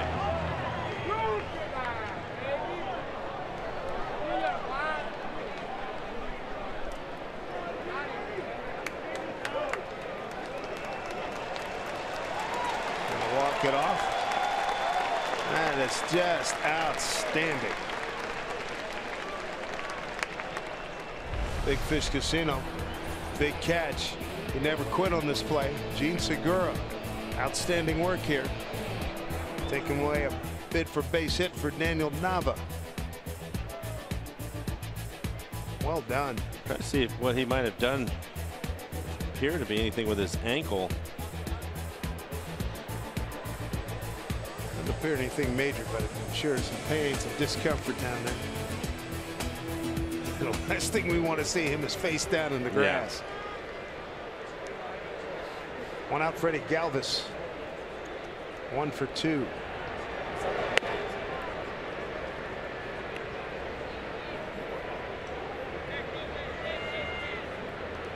Three for 5, 2 RBIs last night.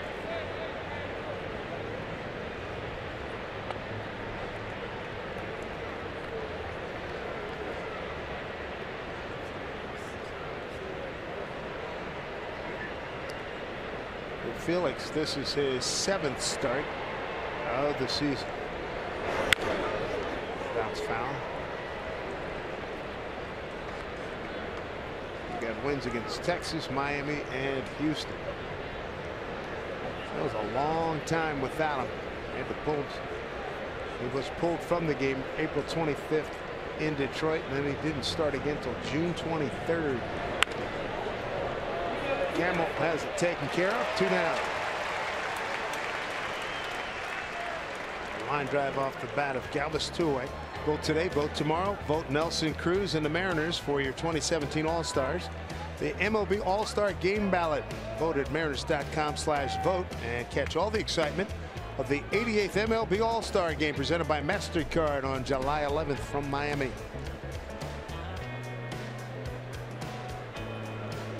Aaron Altair. Slider for strike. Doubled off the wall down the left field line and struck out today.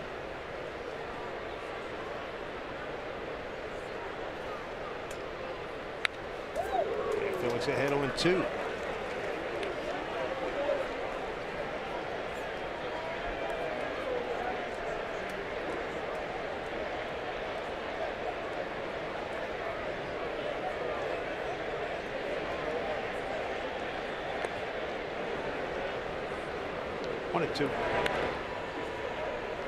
Felix with a career mark of 157 and 111.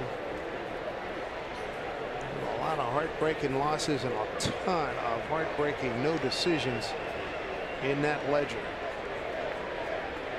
1-2. Swing and a miss. Struck him out. Does his job. As the Mariners get a couple runs on the board to tie it up, and then Felix goes 1, 2, 3 in the 5th.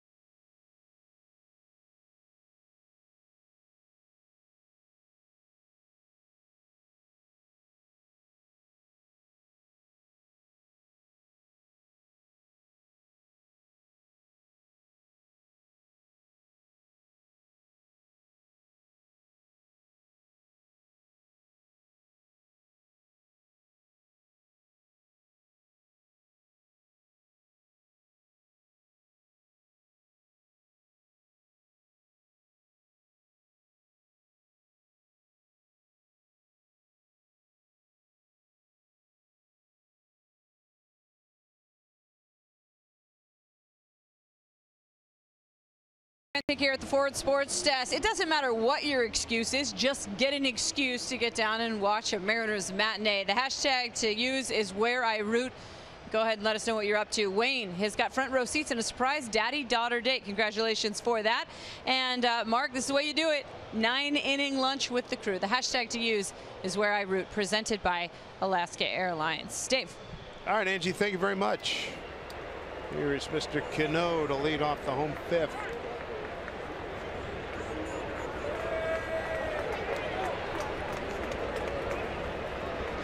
Robbie is 0 for 2. A couple of lineouts, lined out to left. Last time lined out to right. Cano, Cruz, and Seager 3, 4, and 5 here for the Mariners. Good 4th inning for the crew as Seager and Valencia hit home runs. They tied up at 3-3. Leiter is now at 85 pitches, 55 strikes. Leiter making back-to-back starts. His previous encounters have all been out of the bullpen. Last time started back in the 23rd, one at Arizona, 6-1, going 6 innings, 3 hits, no runs, a walk, and 5 Ks.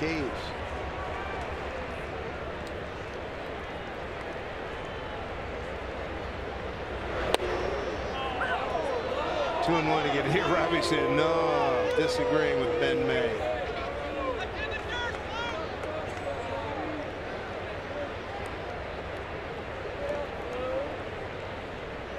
Straight up in the infield, straight up in the outfield for Cano. 2-1 pitch. 3-1. Well, the 2-0 pitch was a fastball in the middle of the plate, probably down out of the strike zone.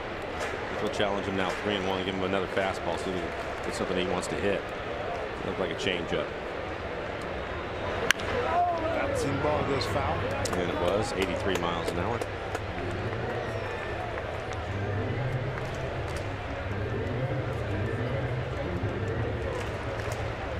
So 3-2 to Cano, leading off here in the 5th inning.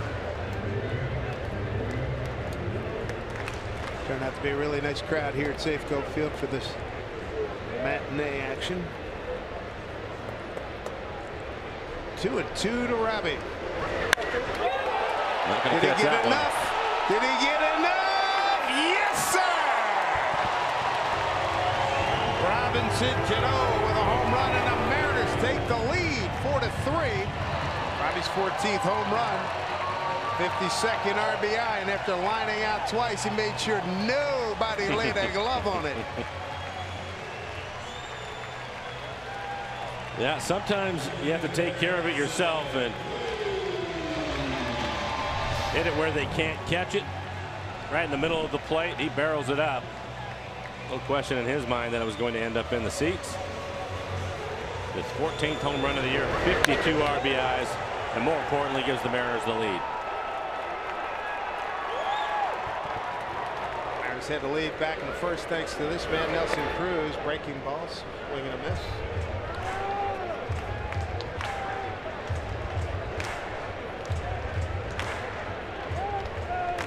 Home run number 14. Robbie Cano.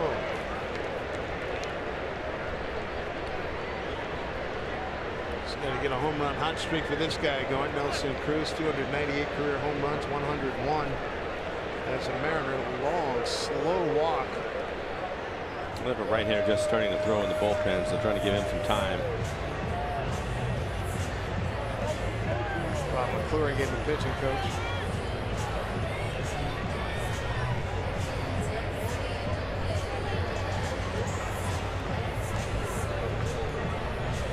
Mariners with 3 home runs in the game.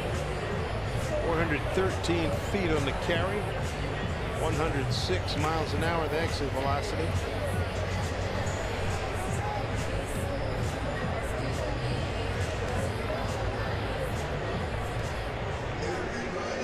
Mark Leiter's giving up 3 home runs today. Ricardo Pinto, a right-hander, warming up.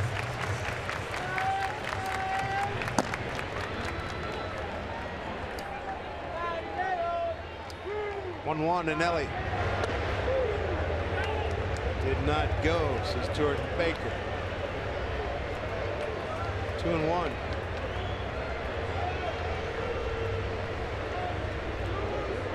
Last 8 batters, he's given up 3 home runs.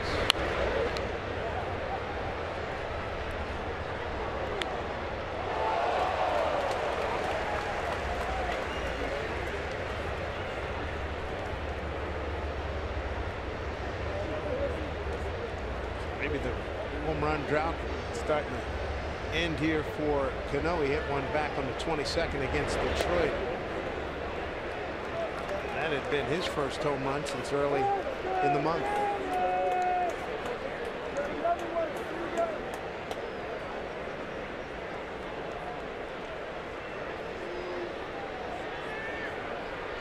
With Leiter throwing here, 3-2.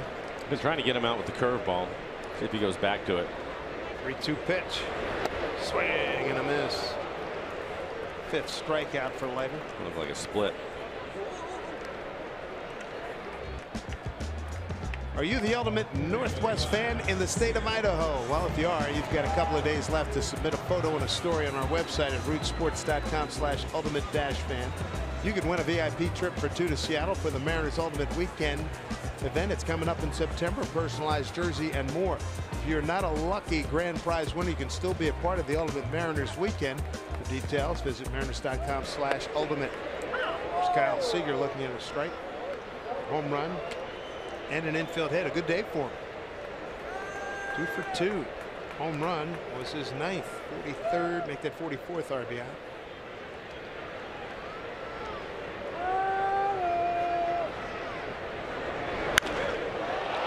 Backing up is Herrera. Drive deep to center, but he's got room.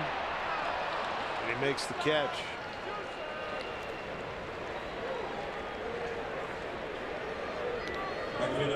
Two away. They'll bring up Mitch Haniger. Looking for a hit here. 0 for his last 9. He struck out swinging and looking here today.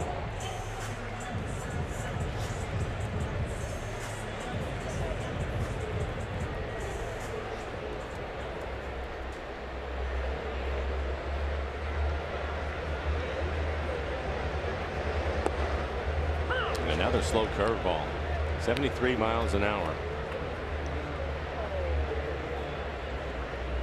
Probably throwing that pitch 12, 14 times today.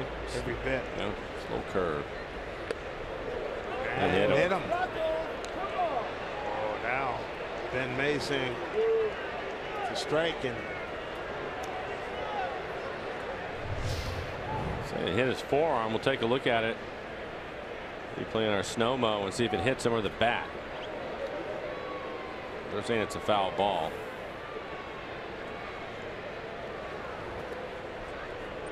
Waiting on word from Chris Prieto and Jimmy Hartley.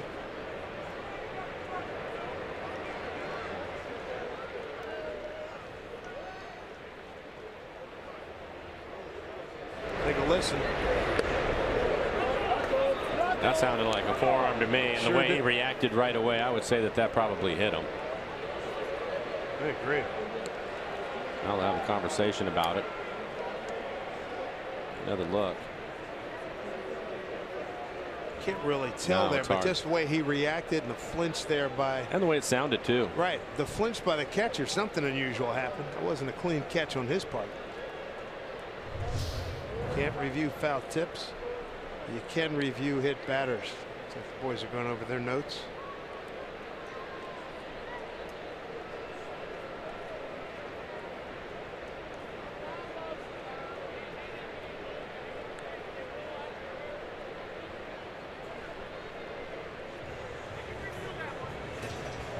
They just checked. I heard Mike Everett say, hey, we can review that one. They're bringing out the equipment. Talking to Pete McKinnon, second full year. This Phillies skipper took over for Ryan Sandberg June 26, 2 years ago.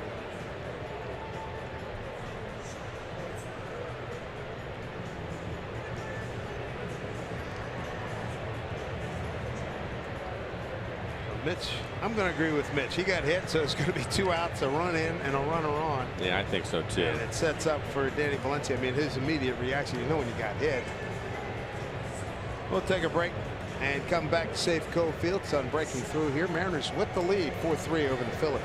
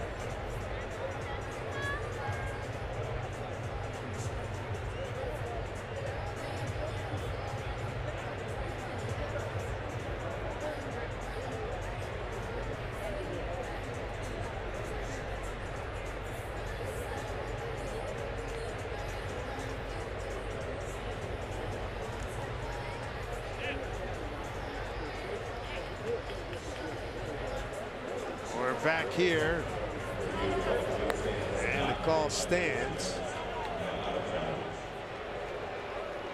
He's got service pointing to Mariner vision. Probably He that wasn't last- happy the other day. A couple of the replays, he wasn't happy with the results of it.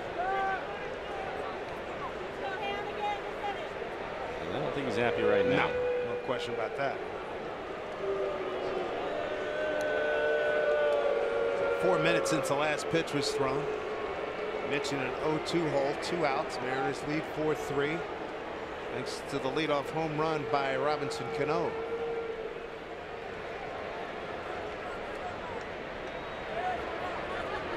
There's the 0-2. And Mitch strikes out for the 3rd time.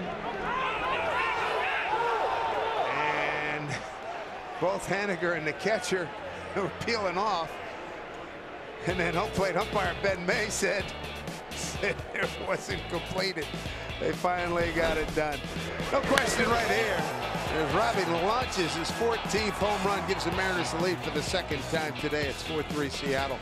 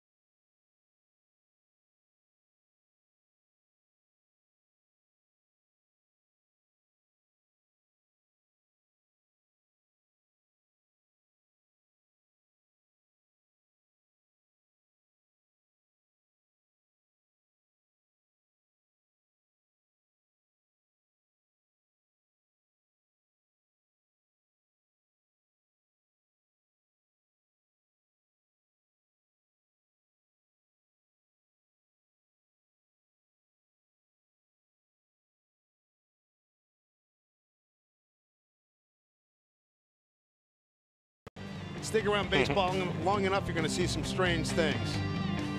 So now the umpire points the first. Now he's saying the catcher, Andrew Knapp, swing and a miss. Knapp has the ball in his hand. He touches him on his backside. Umpire didn't see it. Knapp thought he was out. So did Haniger. So Ben May didn't see that. And then he's saying play is on. And he's telling the catcher play on. Crazy. Little looper off the bat. Tommy Joseph went out. He was just letting the catcher know that there was no tag, even though the catcher and Haniger both knew that he was tagged. Yeah. And I think once Haniger peels off towards the dugout, you may as well just call him out. I don't think you had to go through all of that. Because Mitch, you would like for him to run to first, but he thought he was tagged out. But he doesn't have to, right? He can go into the dugout. Exactly. Just call him out.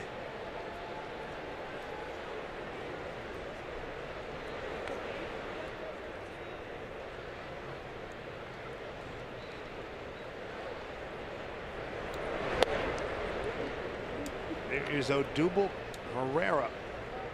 RBI ground out. 0 for 2.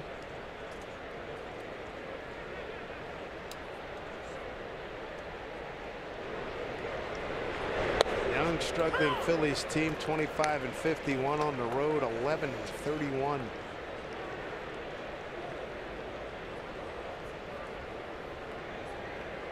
And against right-handed starters, they're 15 and 38. Scary number. Couple of good pitches from Felix, both of them on the corner. That last one, a fastball at 91 miles an hour. Next pitch will be 90 for Felix. Again, he threw 96 in his first outing, coming back from the disabled list. Missed away. 2-2. No action in the Mariner pen here. Top of the 6th.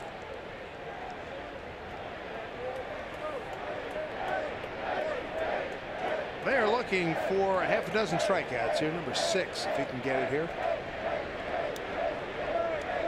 2-2.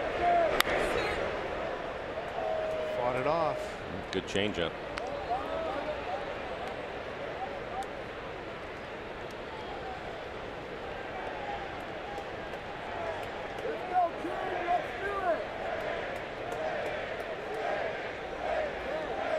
Two pitch. Missed. Full count.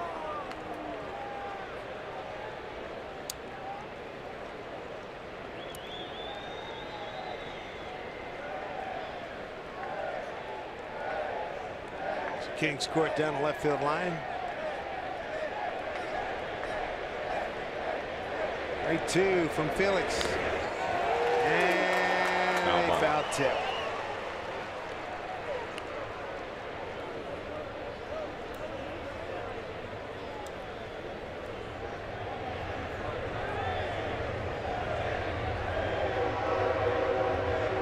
Felix trying to get his 4th win of the season. Again, it'll be career win number 158.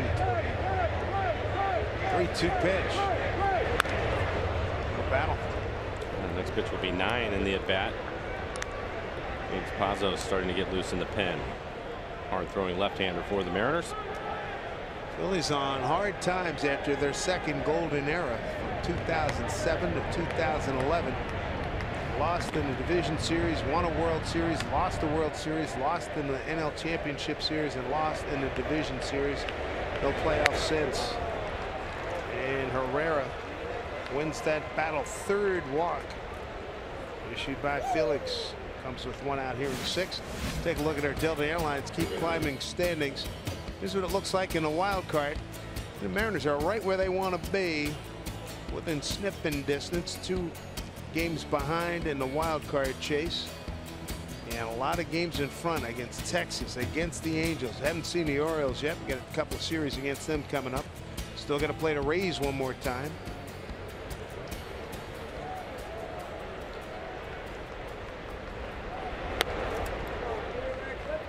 Michael Franco, 3rd baseman. Fly to center, took a called third strike.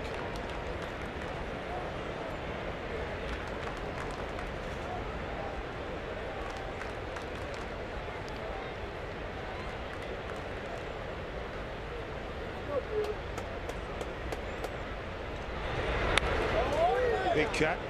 Found it back. 1-1. And on a fastball, you can see on the tracer, was on the corner, but elevated for him.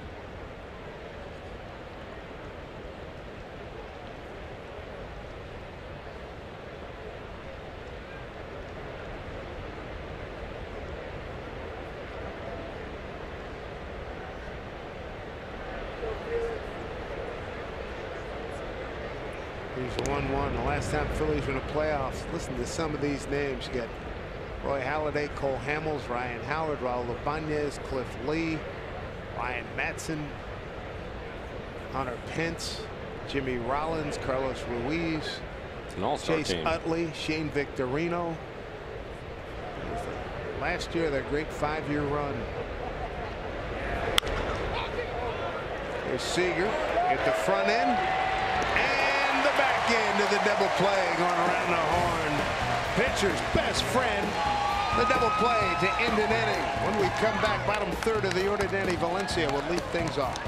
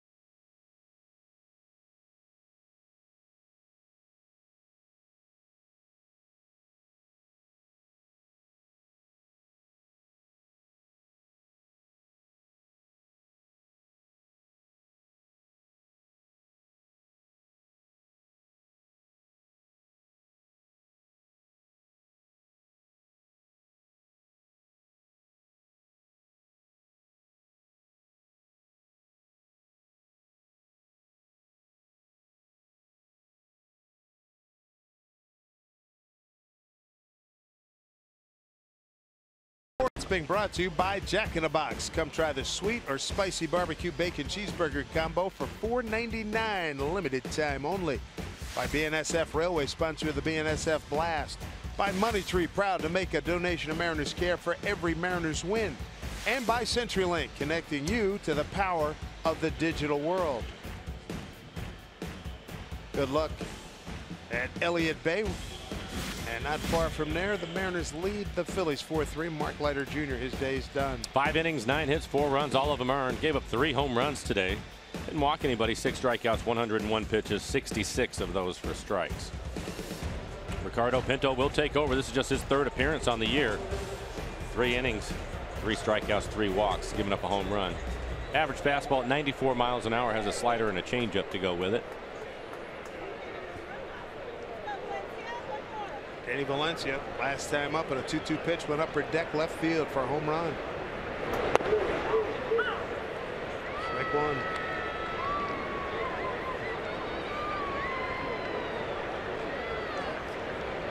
Pinto pitching to Danny Valencia is having a great month.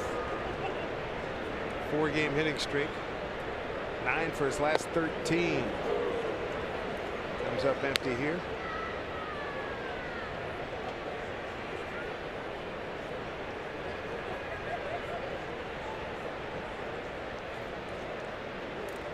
.21 RBIs in the month of June for Valencia.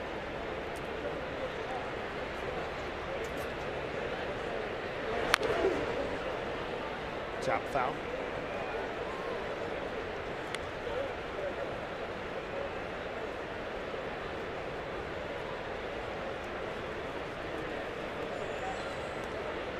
And he's got that batting average up to 278. Been on a nice run here for the Mariners.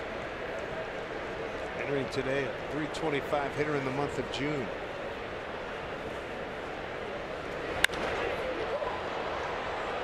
Long run for the right fielder Altair. And he's got no play. Nice catch down there. Danny has been hot. He is 9 for his last 13. Includes the home run that he hit today. Home run into the upper deck. Now 8 home runs on the year. 40 RBIs for him.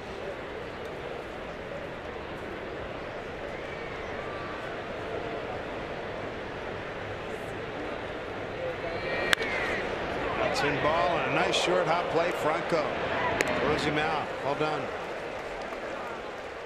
Let's check in with Angie Mente. Guys, thanks so much. All season long, we have been celebrating the Mariners' 40th anniversary. If you like round numbers, you'll like this. This year marks the 30th anniversary of the AAA All-Star Game. And for the first time ever, it will be hosted by the Tacoma Rainiers at Cheney Stadium. Now, voting stopped on the 23rd. Today, Daniel Vogelbach and Gene Machi were both named to that All-Star team, too. So congratulations to them. Machi leads the team with 9 saves, and Vogelbach hitting .292, and he's got 43 RBI on the season. That leads the team. Guys, back to you. All right, Angie, thank you. Interesting numbers from those two gentlemen. Here's Gerard Dyson, 1 for 2, base hit to left last time up. In at third is third baseman Franco, and ball 1 to Gerard. Congratulations to both of them heading to the All-Star game.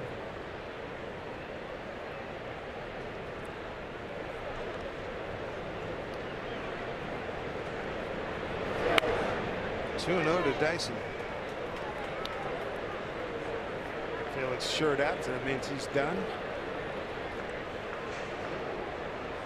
Pazos still throwing in the pen for the Mariners, so he will pitch the 7th. Nice work by Felix. Yeah. 6 innings, three runs on 5 hits. Struck out 5, walked 2. Good count here for Dyson. See if they can get him on. Pazos. Ricardo Pinto, 23 years old, out of Venezuela, delivers a strike here, 3-1. Pinto out of Bacara, Venezuela. 3rd game.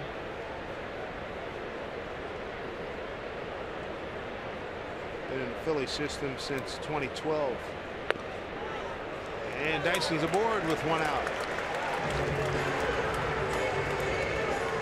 Join Mariners baseball with man's best friend Thursday, July 6th. Bark in the Park night. For only $50, you can pick up a ticket for both you and your dog, plus a unique Mariners dog tag courtesy of Aberderm and Nylabone. Special offers available only at mariners.com/bark.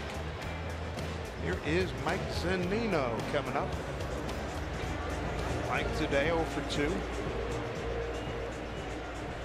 Just missed hitting a home run his last time up. Flew out to left field. He had a fastball that was middle end. He just skied it out to left. It was definitely on the barrel. Just missed it.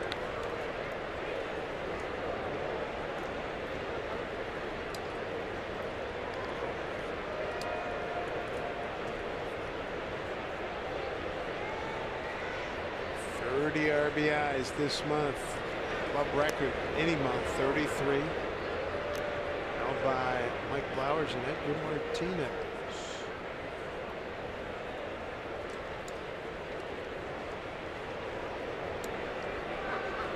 August of '95. You guys are ripping it up. We were scoring some runs. My goodness, 2 guys, 66 ribbies between the 2 of you. It was either the month before that. I think Jay had 32. Or excuse me, in September. Some serious production. 1-1 pitch. Ball and 2 strikes. Borderline pitch. 96 at the top of the zone.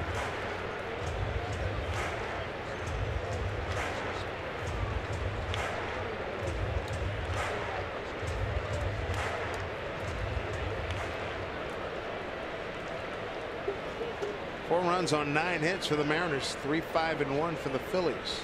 1-2 pitch. Tyson close.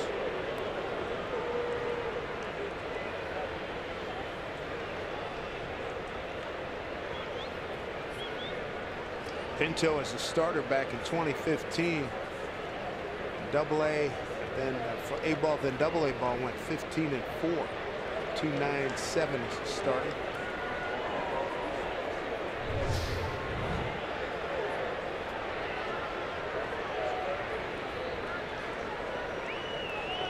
They will not take a look at it.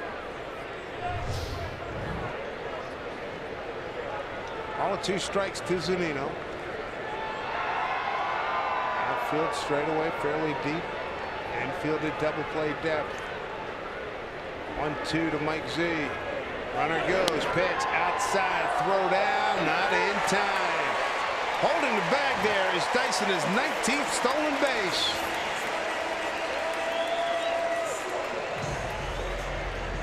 Been caught just 3 times. A little bit of a late dive, and I think it's because he didn't get the best jump, but he really accelerates through the base to the point to where he almost loses contact with it.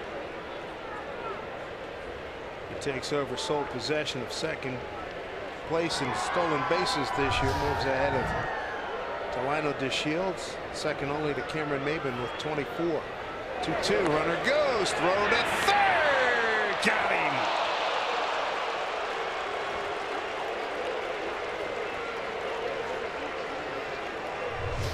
We'll see. Perfect throw.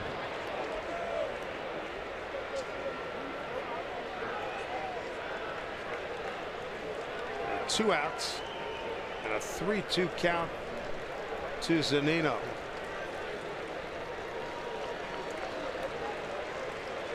Clear cut call. Third base umpire Mike Everett. 3-2 to Zunino.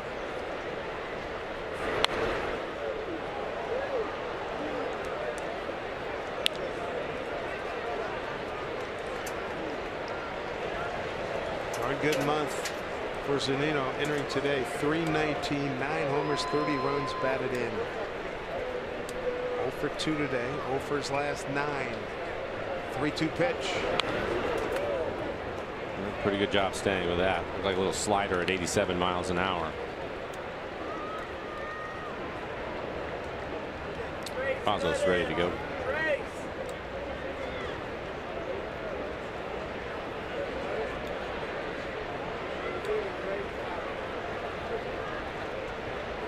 3-2 to Mike. 2 out, nobody on. And he works the walk. Back to the top of the order. Gene Segura having a good day. 2 for 3. Stolen base, a run scored.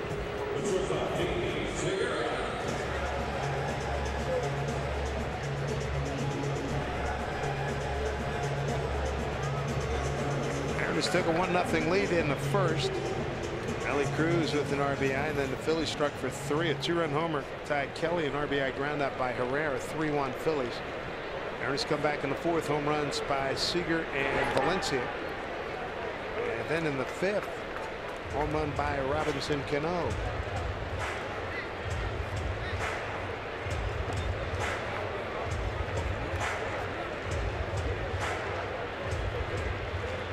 Looking to build on that lead right now.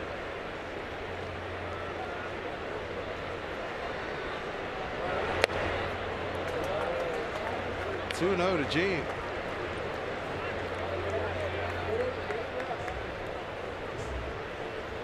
Struggling with the strike zone. Has a good arm. His fastball's been around 95 miles an hour this afternoon. 20 pitches, 10 strikes. And a good count for Segura.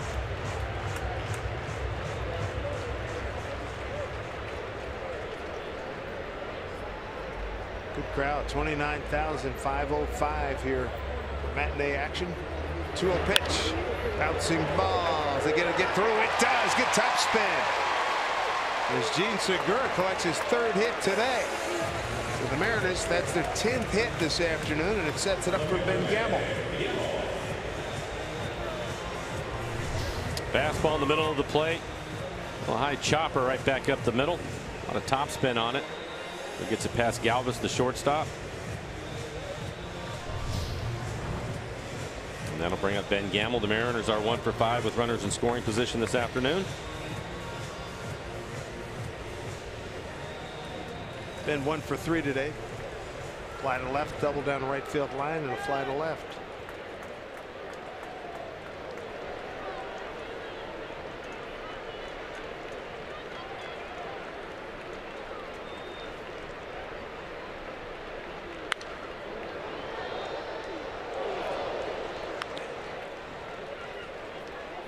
Strike one to Ben.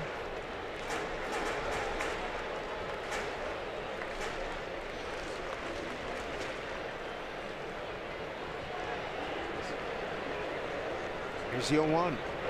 Outside.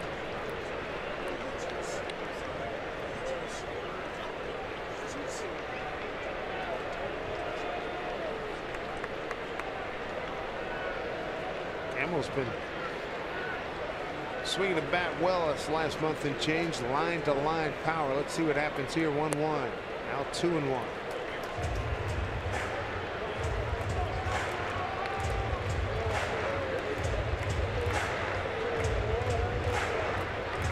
Looks like he would get a fastball to hit right here. And Cano waiting on deck. Robbie's already homered today. See if he can make the most of it. Ben Tillman, some 2 out trouble, 2 on.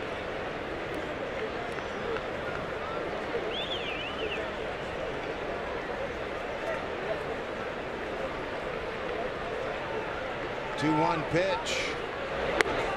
Breaking ball. Called strike 2.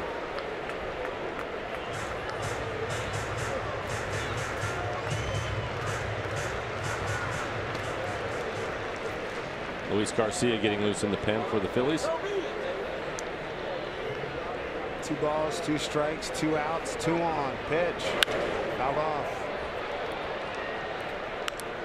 Pretty good fastball in on his hands.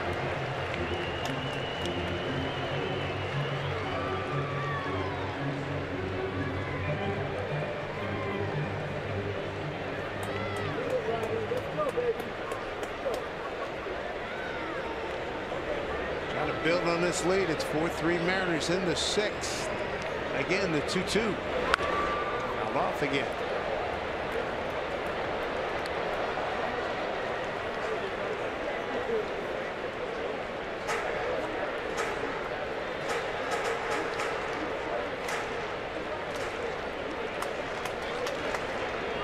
Gamble working hard here.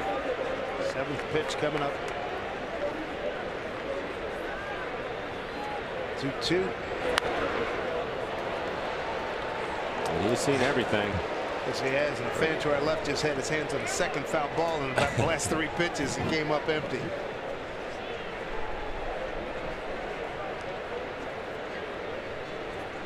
Grinding it back.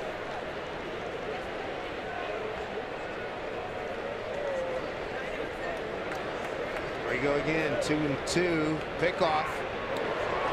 Got him. Oh boy. Ooh. Bruce Streckman said back there safely.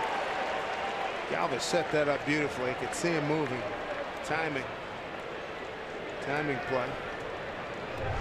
Well, take a look at it. Pretty big lead for Mike, and he sneaks in behind him. It's not close. Yeah. Unfortunately, I think he's going to be out.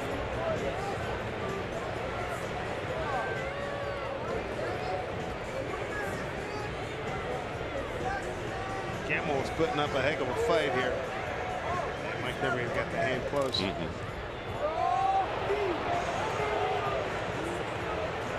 Clearly tags him. Yep. There you go. That'll do it. So Gamble will lead off when we come back. Fans enjoying themselves this matinee here against the Phillies 4-3 Mariners. So we go to the 7th.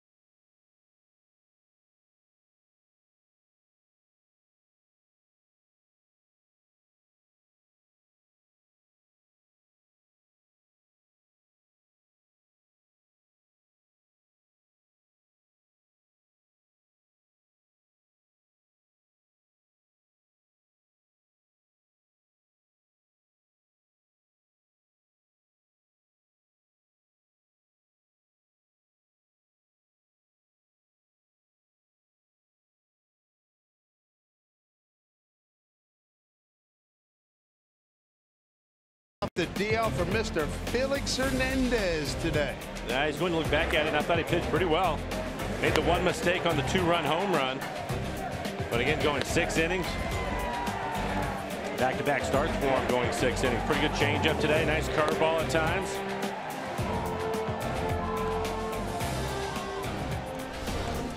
So for Felix, 6 innings, 5 hits, 3 runs. They were earned. 3 walks, 5 strikeouts, 98 pitches, 66 of those for strikes. Good afternoon's work. It's time now for a Beacon Plumbing call to the pen. And it will bring us James Pazos. 31 appearances, 2-1 record, ERA just over 3, 39 strikeouts in 32 innings. Opponent's hitting just .205, fastball mid to upper 90s and a slider.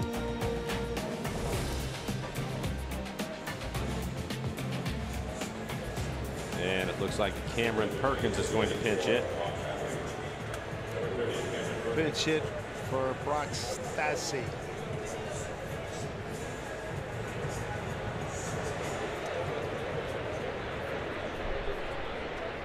Cameron Perkins to pinch hit.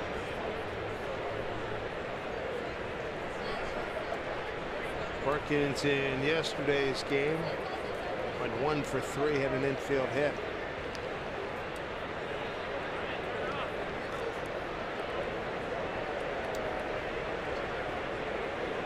Perkins, Andrew Knapp, and Ty Kelly against James Pazos. Pazos looking to bounce back.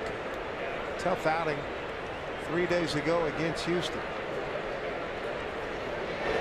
He went 2/3 of an inning, 3 hits, 4 runs, all earned, 3 walks, 1 strikeout, gave up a home run.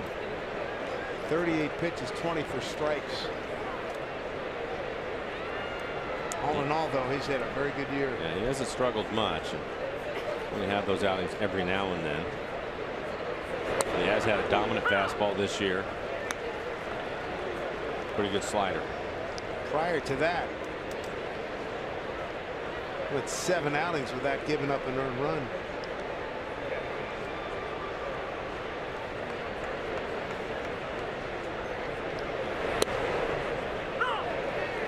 One and 2.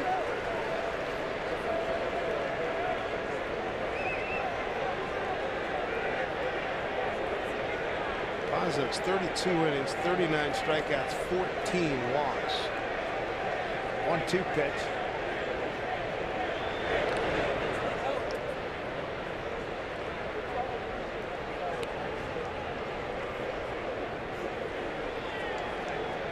Just joining us, you get Cruz with the first inning RBI, and then home runs by Seager, Valencia, and Cano, counting for the 4 Mariner runs.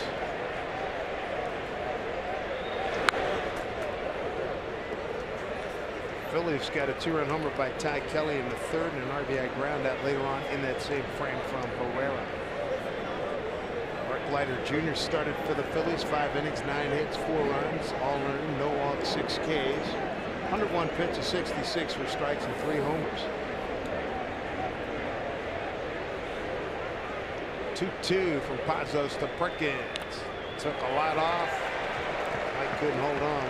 Pretty good breaking ball down at the bottom of the strike zone. Perkins able to get a piece of it.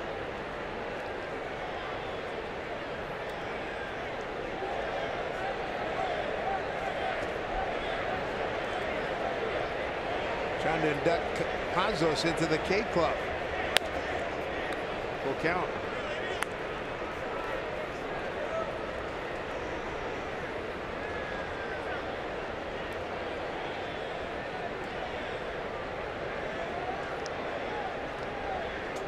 Paid off right here, 3-2.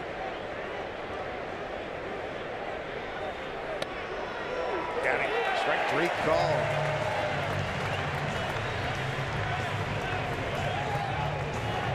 A good start for Pazos in this spot here in the 7th. Perkins doesn't operate it. It's just a fastball, 95 miles an hour. It's right down the middle. No argument. Topped out at 96 so far.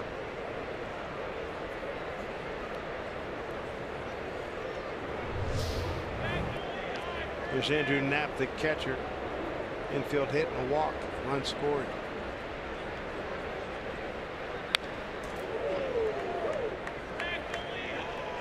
Felix Hernandez, back-to-back quality starts since coming off the DL. Left his first start against Houston, 9-3 lead. Leaves here with a 4-3 lead.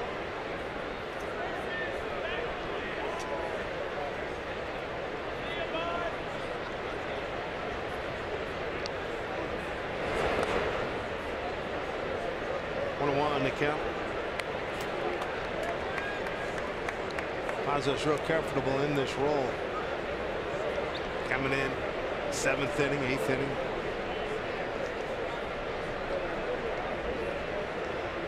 Real nice job for the Mariners. Here's the 1-1.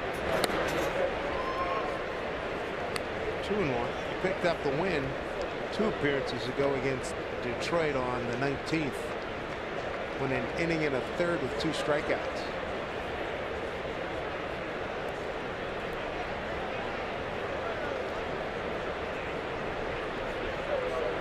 Last outing took his ERA from 2.01 to 3.09. That 4th spot he gave up against Houston. 2-2. And another good fastball on the corner. 96.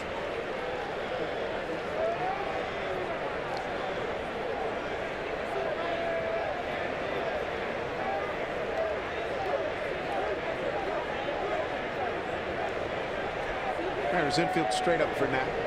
Dyson a couple steps towards right in center field. 2-2 pitch. 1 out, nobody on. Another full count. Ty Kelly's on deck. 2-run homer and a strikeout today.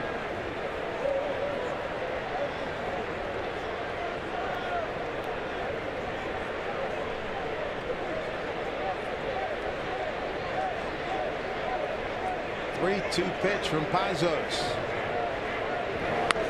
Up high. Checking first. He did go. They got him. Jordan Baker rings him up. 2 down. He was hoping he was going to get away with it. It appeared that he went nap. He certainly did. And there was much question about it. Barrel all the way across the front of the plate. He didn't beef after he saw this sign from Jordan Baker. 2 out, nobody on. Pazos K'd his first 2 men. It's Ty Kelly. Seager even with the bat guarding that line. Third base, strike 1.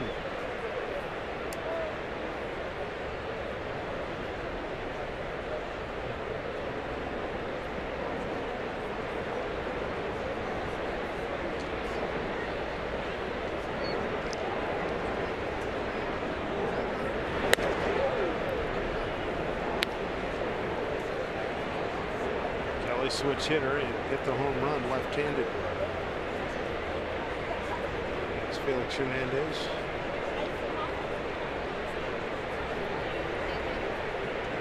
One pitch.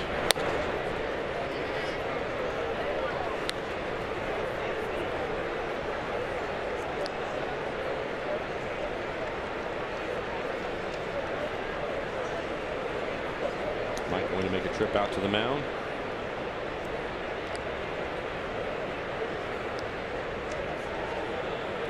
Pretty much always quick about it. Yeah. 1 or 2 lines, boom, that's it.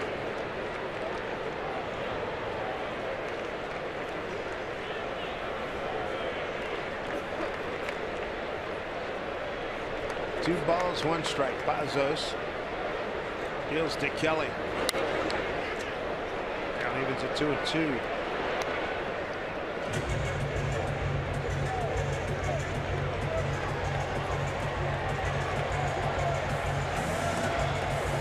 Pazos trying to put an end to the top of the 7th here. Mariners holding a 4-3 lead. Trying to get a split here with the Phillies and end a 3-game losing streak. A 2-2 pitch.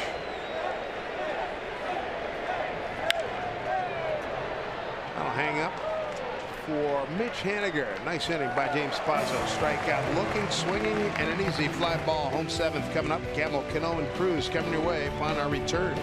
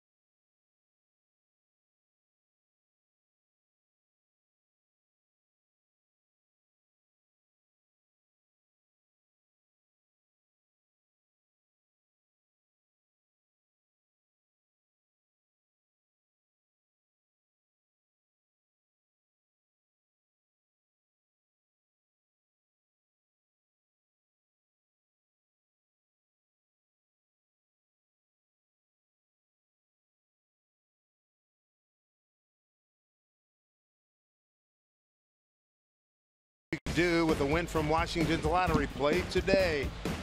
A look at the Fremont Troll, the Aurora Bridge down here at Safeco Field. Mariners have a 4-3 lead. 10 hits today. It's been a good home run day today for the Mariners. Home runs by Seager, Valencia, and Cano, and another RBI by Nelson Cruz. Dave Sims, Mike Flowers, and Root Sports crew with you. Got Ben Gamble going to lead things off.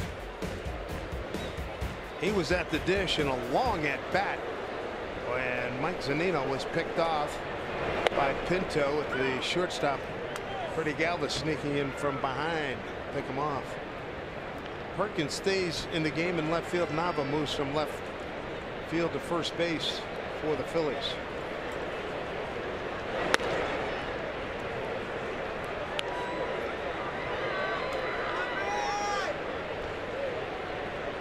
Ricardo Pinto, his second inning of work.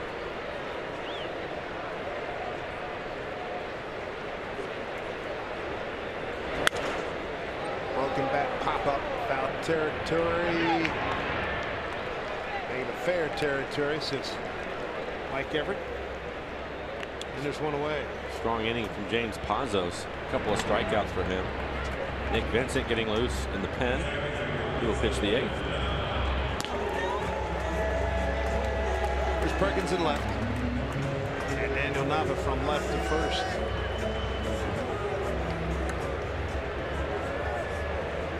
Robbie Cano last time homered to deep right center field. Home run number 14. RBI number 52.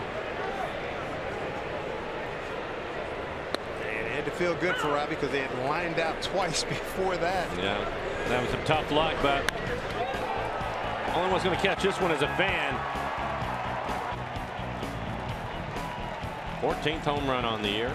Now 52 RBIs.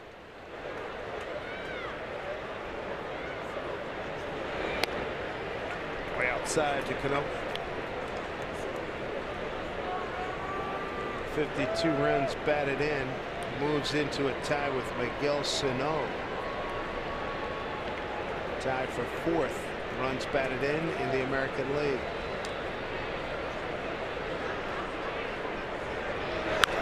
Off the fist, popped up back this way.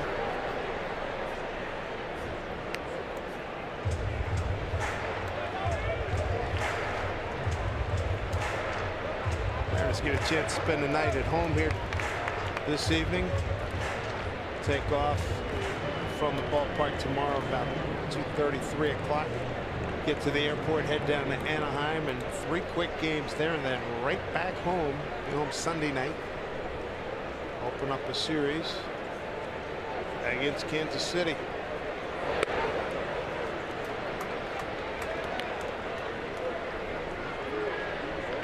Royals have made themselves relevant. They're well below 500. Worked their way back to just under 500 starting today. 2-2 to Robbie. That's foul.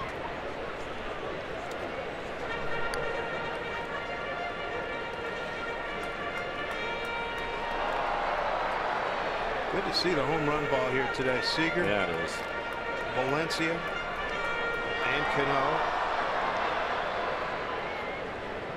Valencia continues his hot June hitting. Seager starting to pick it up. He's had a 2 for 3 day. That broke an 0 for 10 coming into today's contest. All 3 of those home runs well back into the seats. Valencia went to the second deck out in left center. Robbie with a base hit. And Altair will get it back in. Nice at bat by Mr. Cano.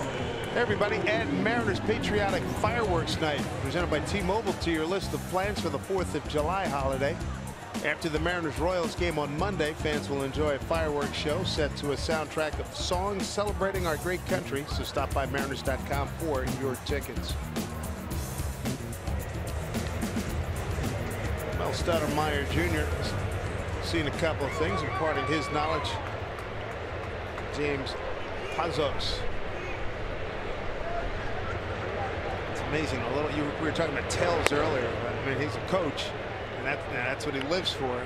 And it's amazing what they can find. A couple 3 pitches. It's typically a little small adjustment, a little something that they're seeing. Yeah, you're right. Mariners can get Nelly on track in terms of hitting a long ball. Picked up an RBI, base hit up the middle, back in the first, since then a ground out to short and strikeout.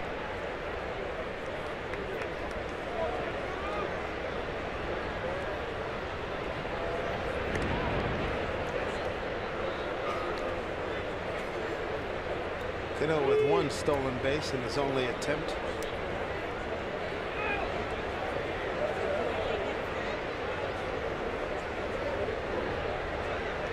Hit by Cano. The Mariners the 11th. Broken bat, fly ball hanging up for Perkins. Make that the center fielder. Cuts in front of Herrera. 2 down.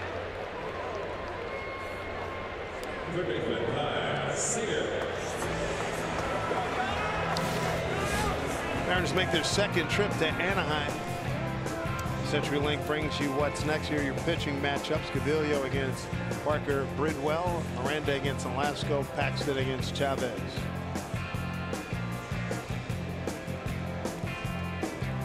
Two outs with Cano at first. That brings up Kyle Seager. I think Kyle can turn this into a great day. Already having a good day. 2 for 3 with a home run. Slicing drive, head for the gap, and a nice diving catch by the new left fielder Cameron Perkins. No runs ahead, no errors, and a man left. To the 8th inning we go. The Mariners with a 4-3 lead, and Perkins just in the game makes a nice play.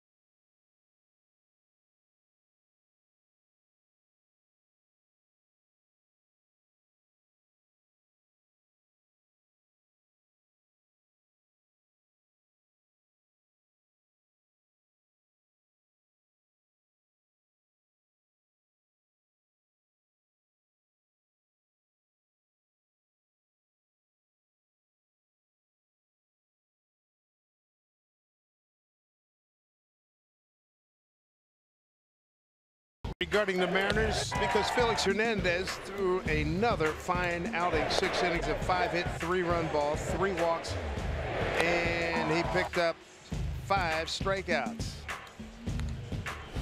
Back-to-back appearances coming off the DL. Here's Nick Vincent. James Pazos threw a 1-2-3 7th. Here's Nick for the 8th. Pazos with a couple of strikeouts this afternoon. For Nick, 31 appearances, a 1.76 ERA. Opponents hitting .223 against him. Fastball right around 90 miles an hour. Has a cutter and a slider to go with it. Top the order for the Phillies. Nava, Galvis, and Altair.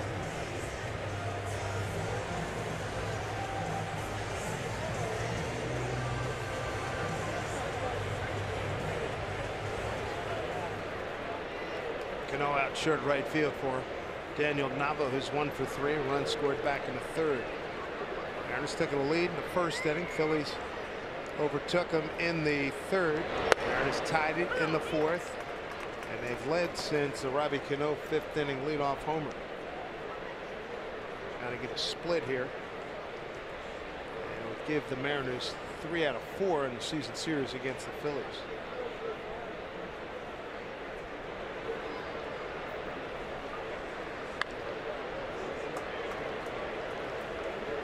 Pretty good cutter in on his hands. Both pitches on the inside corner. You can see just above the belt, jamming him up.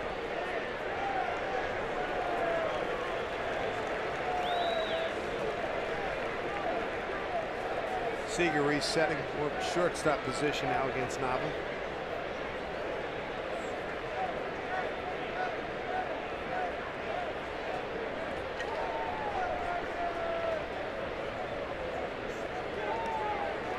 Oh, 2 for Nick Vincent.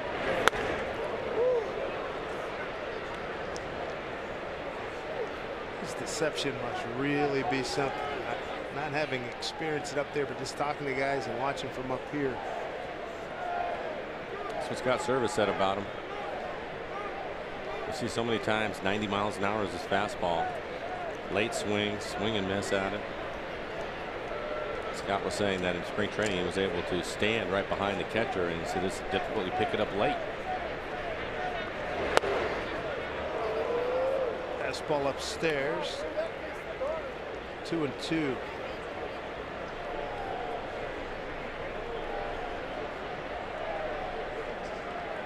Vincent has appeared in more games.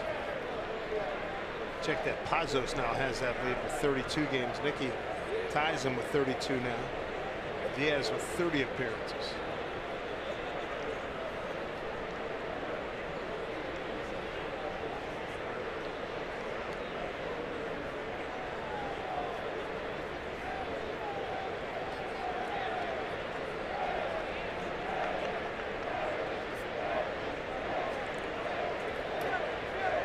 Two and 2 here.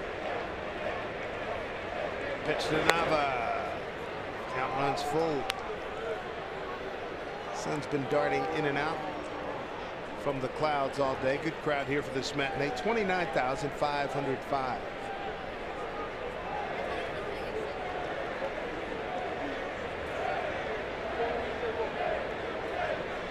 Nava, switch hitter. 286 his batting average. Here comes a 3-2 pitch. Swing and a miss. Struck him out. And again, another late swing. Vincent with a K. They protect our West by enjoying banquet beer through September. A portion of every Coors Banquet purchase will be donated to the Wildland Firefighter Foundation. Learn more at wffoundation.org. Another switch hitter, Freddy Galvis, as we come to you about the A and Safeco Field. 1 for 3 day. Seager in on the grass. This one popped up back this way.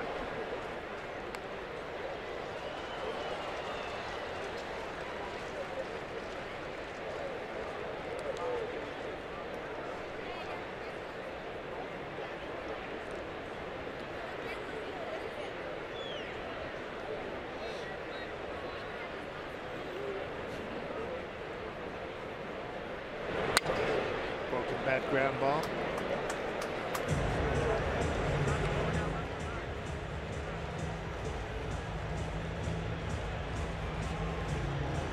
I think that last pitch was a changeup, a rare changeup from Nick.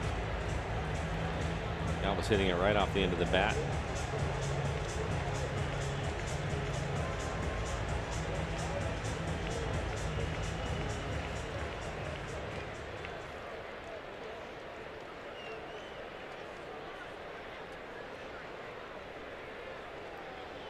Nick ahead here, 0-2, 1 out, nobody on. Mariners by a run here against the Phils. Pitch. Ball 1. Mark Zepchinski getting loose in the pen. Probably for Herrera. It's the next left-handed hitter that is due up.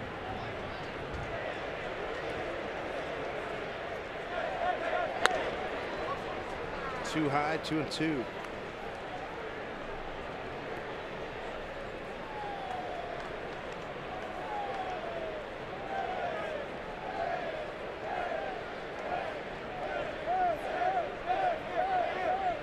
Benson deals, and he hit it right to Seager.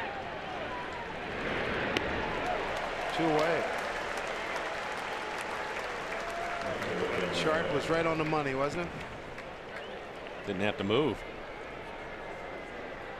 Pazos goes 3 up, 3 down. Nick's retired his first 2, and now he's got Aaron Altair double off the left field wall down the line in the first inning. Since then, 2 strikeouts swinging.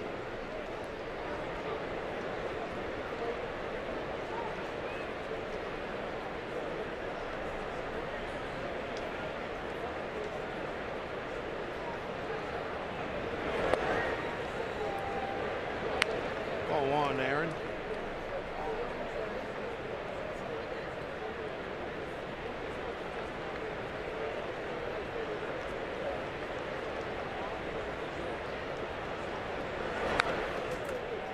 Mariners have 4 runs on 11 hits. Phillies have 3 runs, 5 hits, and an error. Felix Hernandez, strong 6 innings, and now the bullpen's done a nice job. Pazos and Vincent in good shape here against the Phillies' best hitter, Aaron Altair. Put him away for out number 3.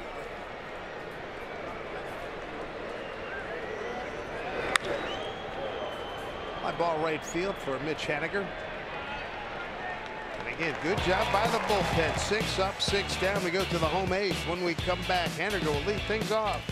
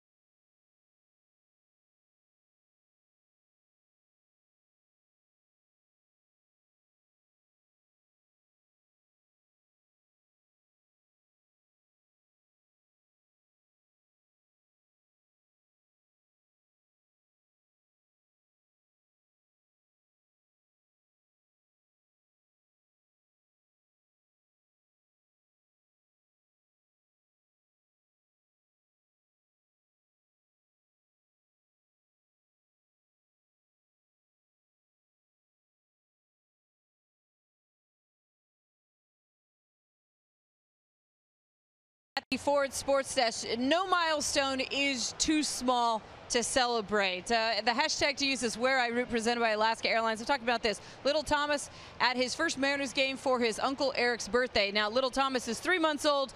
Uncle Eric, 396 months old. Remember to use that hashtag Where I Root, presented by Alaska Airlines. And Steve, at his first ever Mariners game, keep them coming, and when you use that hashtag, remember that gives us permission to use your photo on the air. Guys.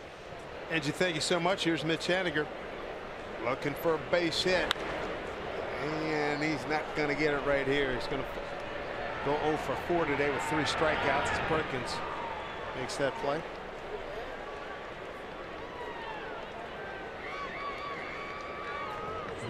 I'll bring up Danny Valencia.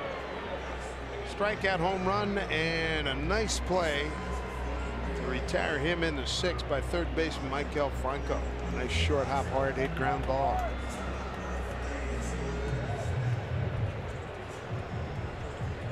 Diaz getting loose in the pen. Danny with the home run, his 8th home run on the year. Danny was the first hitter for Pinto back in the 6th. Grounded out the 3rd on that short hop. Nice play.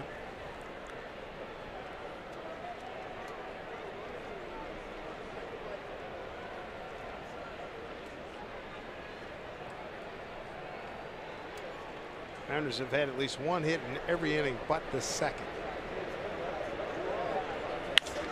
Broken bat ground ball. Freddy Galvis. 2 down. Quick 2 outs here in the Mariners' 8th. Make your voice heard. Nominate your favorite plays of the week by tweeting us using the hashtag RootFanFave. Each month, one lucky fan will win a Coors Light mini fridge just for participating. For official rules, visit rootsports.com. Brings up Gerard Dyson. 1 for 2, walk, stolen base, and was thrown out trying to steal third in that 6th inning after he had taken second.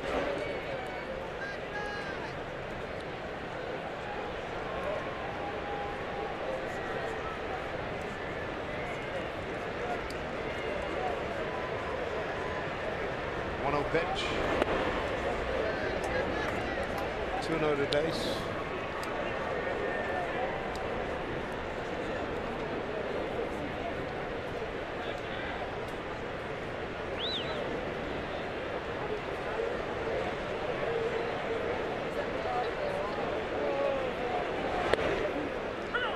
Two and 1.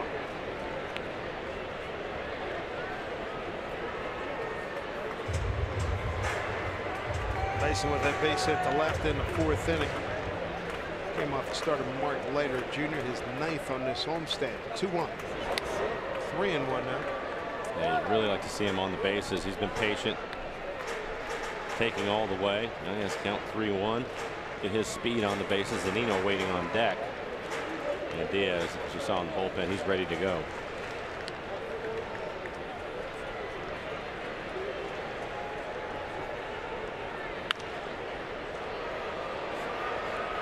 Full count to Dyson. Bottom 8, 2 out, nobody on. Mariners by a run. Held the Phillies hitless since the 3rd. He's got all 3 runs in the 3rd inning with 4 hits. No runs, no hits since then. There's the sun breaking through once again. And a 3-2 to Dyson. Breaking ball fouled up this way.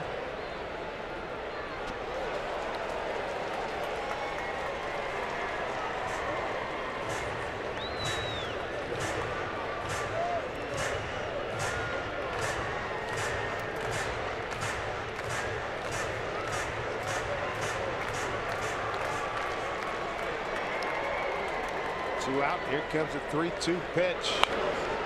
Bounce foul. This is Kendall fields it. Pretty good battle. This will be the 8th pitch.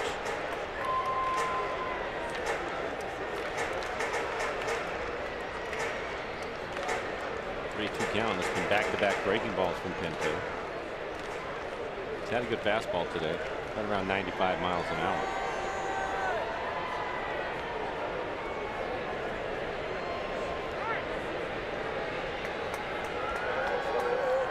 Something in Dyson's eye.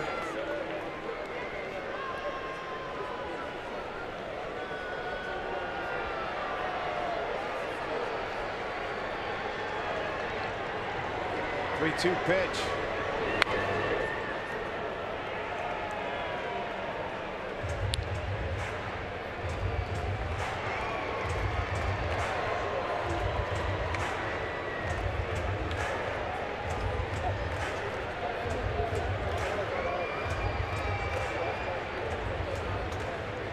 Trying to keep this inning alive.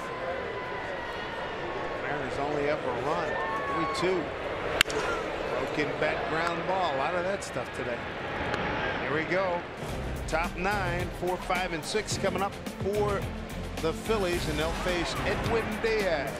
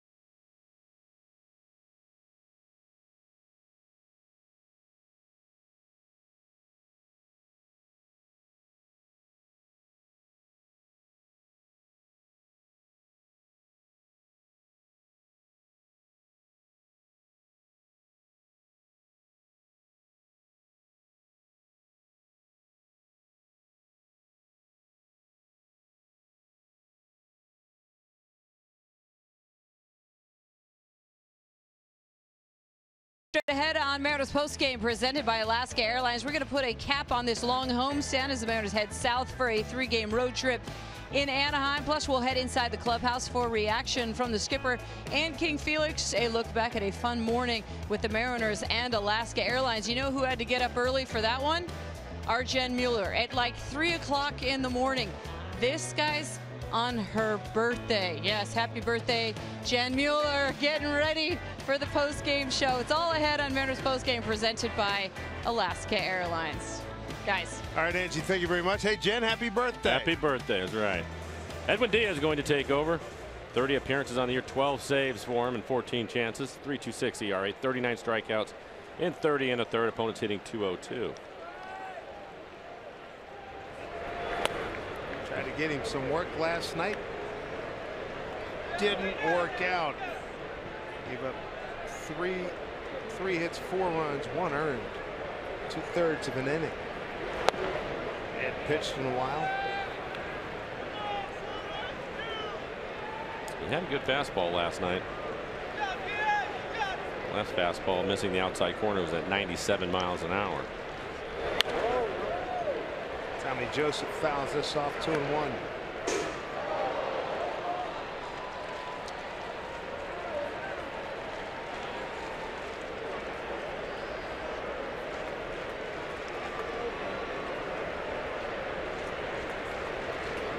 Two-one pitch. Fouled off again. Rare to see him give up a 4 spot. Most he's given up in any outing this year.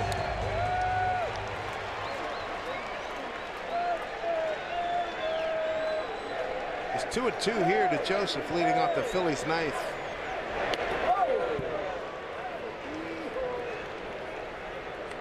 Three and 2. Odubel Herrera and Michael Franco to follow here.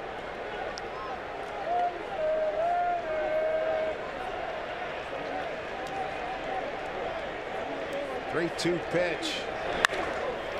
High drive left field. We got a tie ball game. Brother.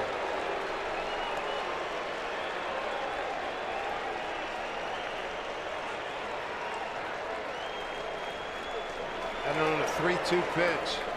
Fell behind, had to work his way back into the count. Nothing but fastballs. All 6 pitches are fastball, including this last one at 98 on the inside corner. 13th home run for Tommy Joseph, his 38th run batted in.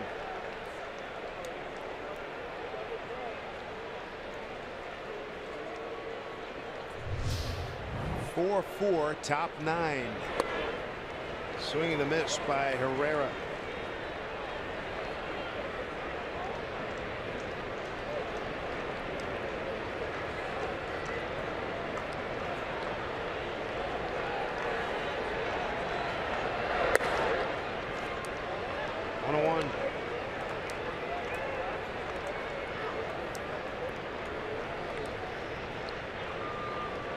Diaz can battle and just keep it a 4 game and get to the bottom of the 9th. The Mariners will have Zunino, Segura, and Gamble coming up.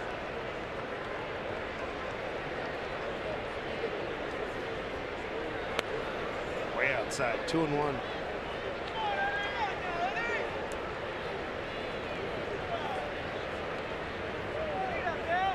Life of a closer. Wow. 2-1. Good heat at 98. He has good stuff again. Last night he hit 99. Narrison, the veteran Pat Neshek. Arm enough. Down the line, Gamble giving chase. No play.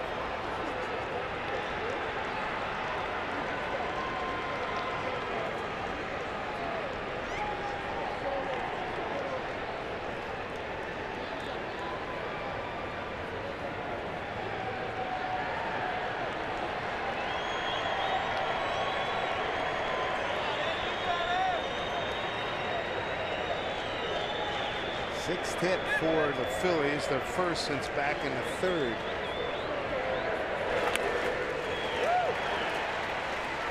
Tag applied by Zunino. One away. And there's the slider, first one. It's a couple of strikes on the hitter and then buries the slider.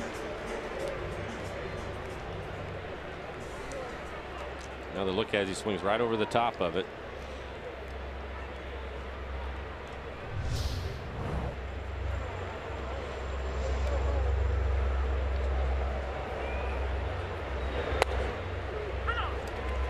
Strike one to Maikel Franco. 0 for 3. Tommy Joseph ties it up, leading off the ninth. And he flinching 0-2. Yep, another good slider. For Diaz, even though he has plus stuff, world of difference when you're working ahead of hitters. Third blown save of the season. This gives you so many more options.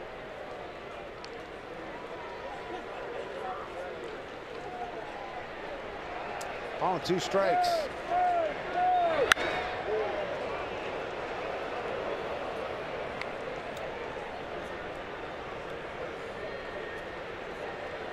That's a tough one. Takes it away from Felix. We were talking about so many, I would say easily dozens of no decisions at situations where he had a chance to get a win, and this is another one of them.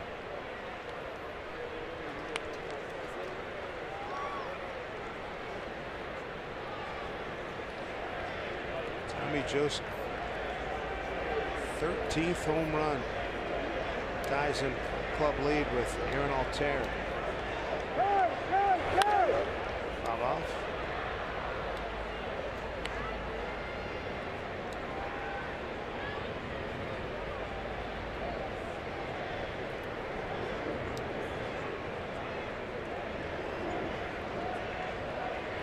Ball and 2 strikes here to Franco, putting up a heck of a fight. Cameron Perkins is on deck.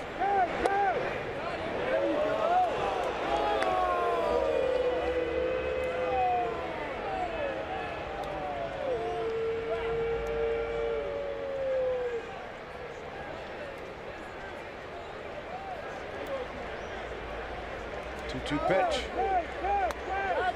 Inside. And Fred, when he's now thrown 20 pitches in the inning. 12 strikes for him. It's topped out at 99 so far.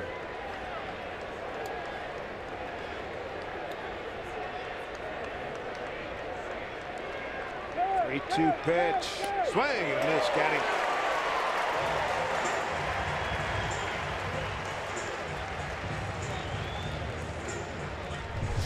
And he's going to get him on the slider. Out of the strike zone, gets him to chase it.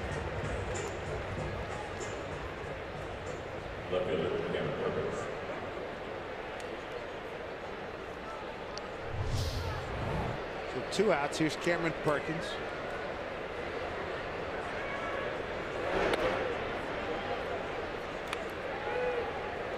Perkins started in right field last night, went 1 for 3. Came in as a pinch hitter here in the 7th. Took a called third strike.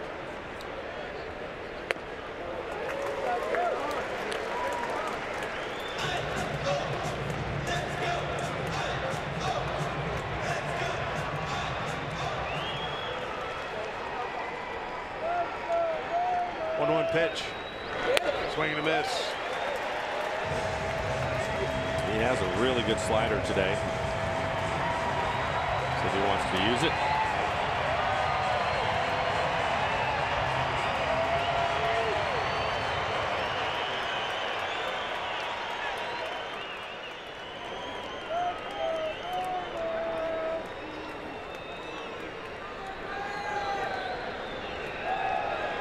Advantage Diaz against Cameron Perkins. The 1-2 pitch. Way outside at 100. He's hit 100 miles an hour a couple of times this afternoon.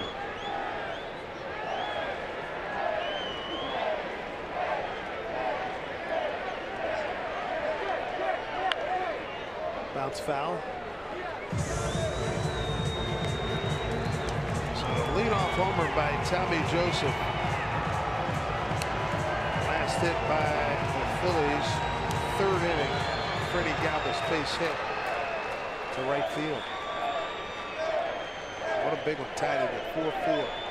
There's a 2-2 pitch here to Perkins. Missed inside.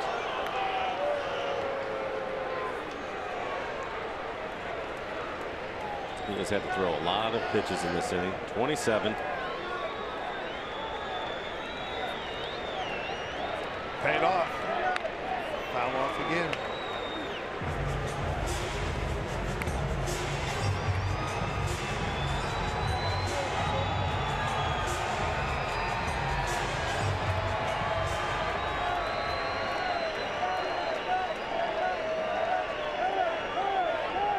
Three-two pitch, lost him. Go ahead, runs aboard, 2 outs. And Mel Stottlemyre working his way out of the dugout.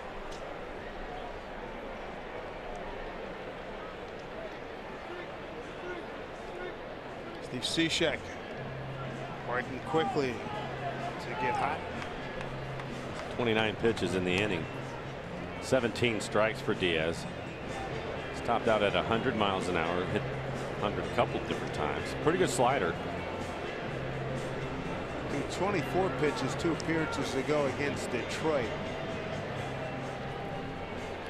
First time he's thrown 29 since May 19th against the White Sox in a 2-1 loss here.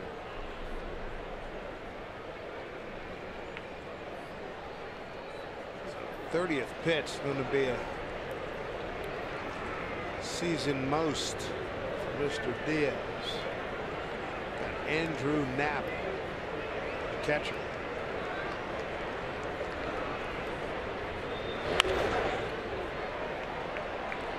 Strike 1.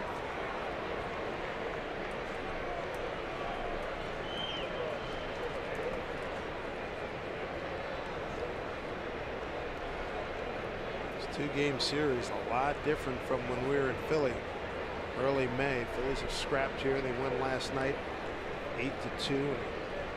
Fight back here to tie it in the 9th.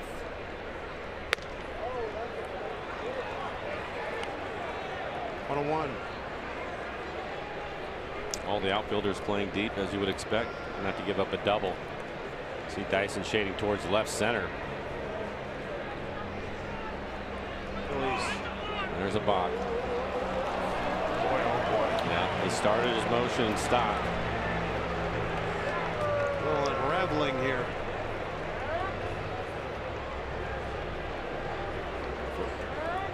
First balk of this season.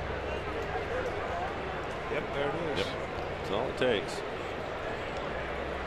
Mariners won 10-9 in Philly and 11-6. It's a jeopardy right here. Go ahead and run at second. All 2 strikes.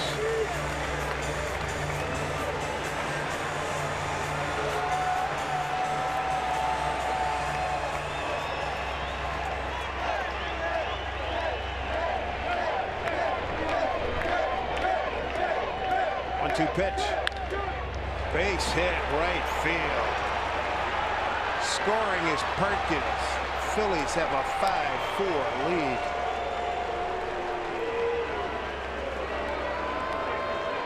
RBI for Knapp, his 10th.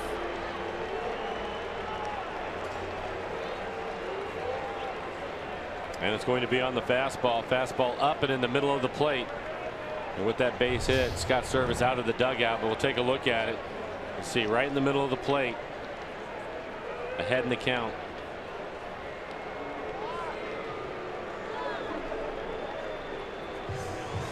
Back-to-back appearances. Diaz has 2 bad performances. Gives up the tying run, a homer to Joseph, and then the go-ahead single to Knapp. Time now for a Beacon Plumbing call to the pen. Going to bring in Steve Cishek.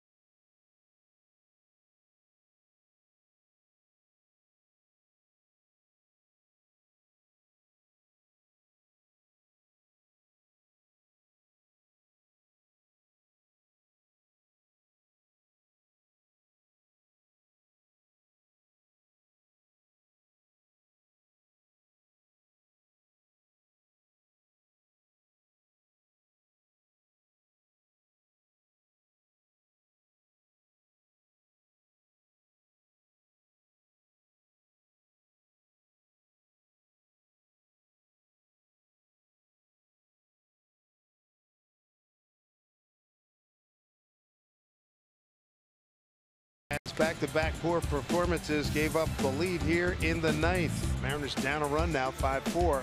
Steve Cishek takes over. For Steve, 14 appearances, a 4.5 ERA, 11 strikeouts, over 4 walks. 12 innings for him so far this year. Opponents hitting .208. Fastball at 90 miles an hour. Sweeping slider.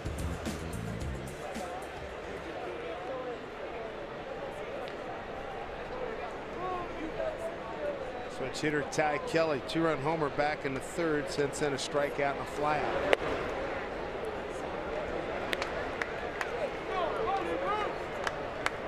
Johnny Joseph tied it, leading off here in the 9th on a 3-2 pitch, long homer to left field. Then with 2 outs, a walk to Perkins, balked to second, base hit, Knapp, and the Phillies lead.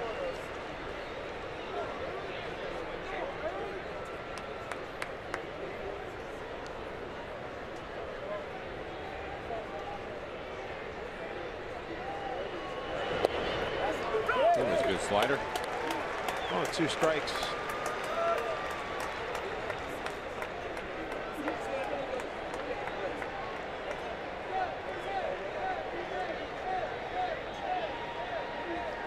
Seager moving to more of a shortstop position. Check swing. Did not go. This is crew chief Mike Everett. It's on a fastball up out of the strike zone. I think he was okay. 2-2. Strike 3 call. Work to do for the Mariners. And the Phillies get a couple of damaging base hits, a home run and an RBI single coming up. It'll be Zunino and Segura and Gamble as the Mariners try to stave off this Phillies sweep in this 2-game series.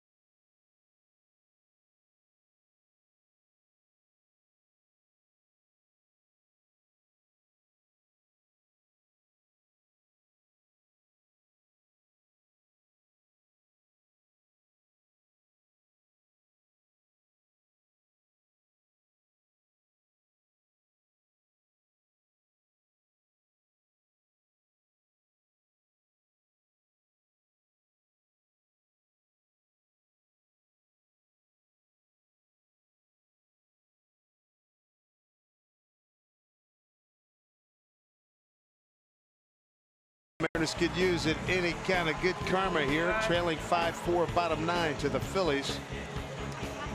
Taking over on the mound for the Phillies.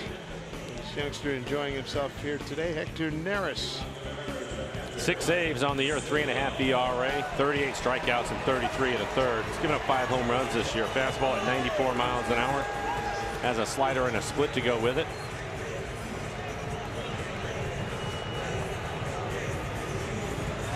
Mike Zunino going to lead things off. 9-1-2 for the Mariners. Neris struck out the side in the 9th last night. Here's Zunino. Strike 1 to Mike. Mike go for 2 with a walk.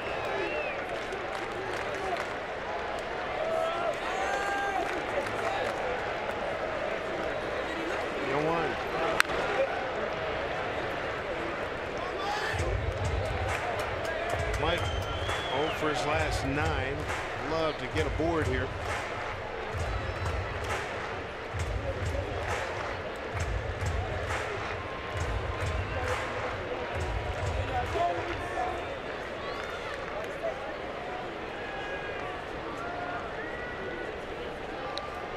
0-2. Strike 3 called, 1 down.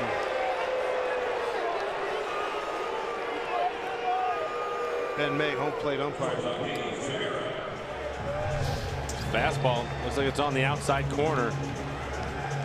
Mike thought it was off the plate. Neris picking up where he left off last night. That's 4 consecutive strikeouts for him.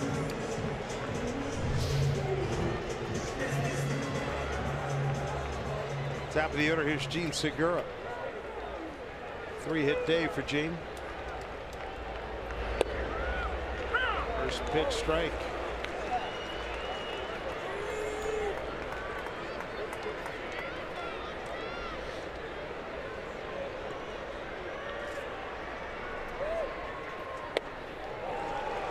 Two.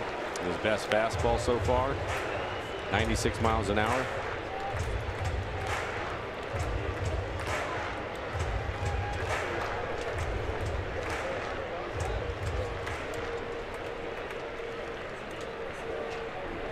Two to Gene.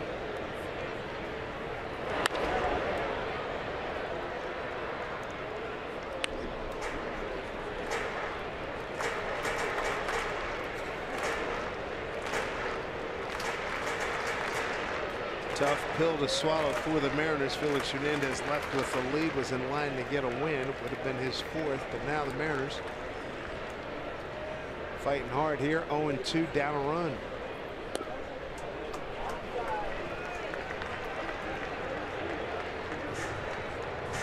Edwin Diaz gave up a tying home run to Tommy Joseph. The go-ahead RBI to Andrew Knapp after balking Cameron Perkins after balking the second, putting him in scoring position. 1-2.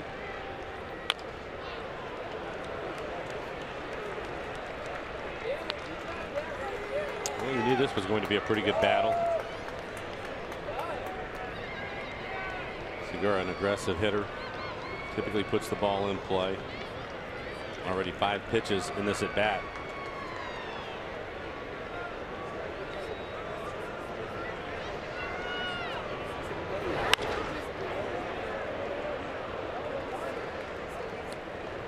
Gene's going to put up a fight.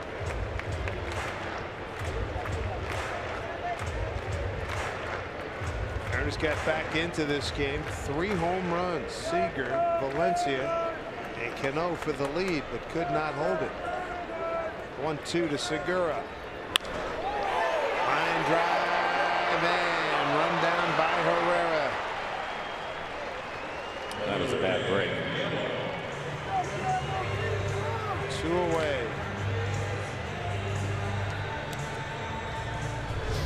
7 pitches in the at bat, and it's a solid line drive into center field. It'll be up to Ben Gamble. If Ben can find a way to get on base, give Cano's on deck an opportunity. Gamble 1 for 4 today.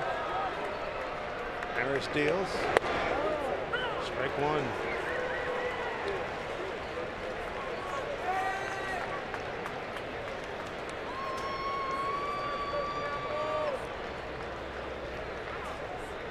Runs on 11 hits for the Mariners.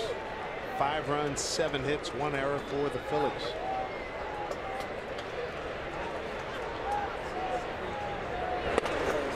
Nice late. Yeah. He has that split in the back of his mind. Fastball at 95 miles an hour at the top of the strike zone. Phillies a strike away. 0-2 pitch to Gamble. Ball 1.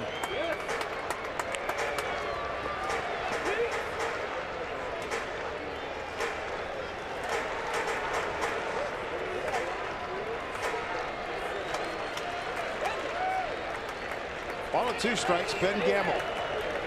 Mariners down a run. Bottom 9. 2 outs. Pitch from Neris. Fouls it off. Good job fouling it off. 95 on the corner. Looks like another chance.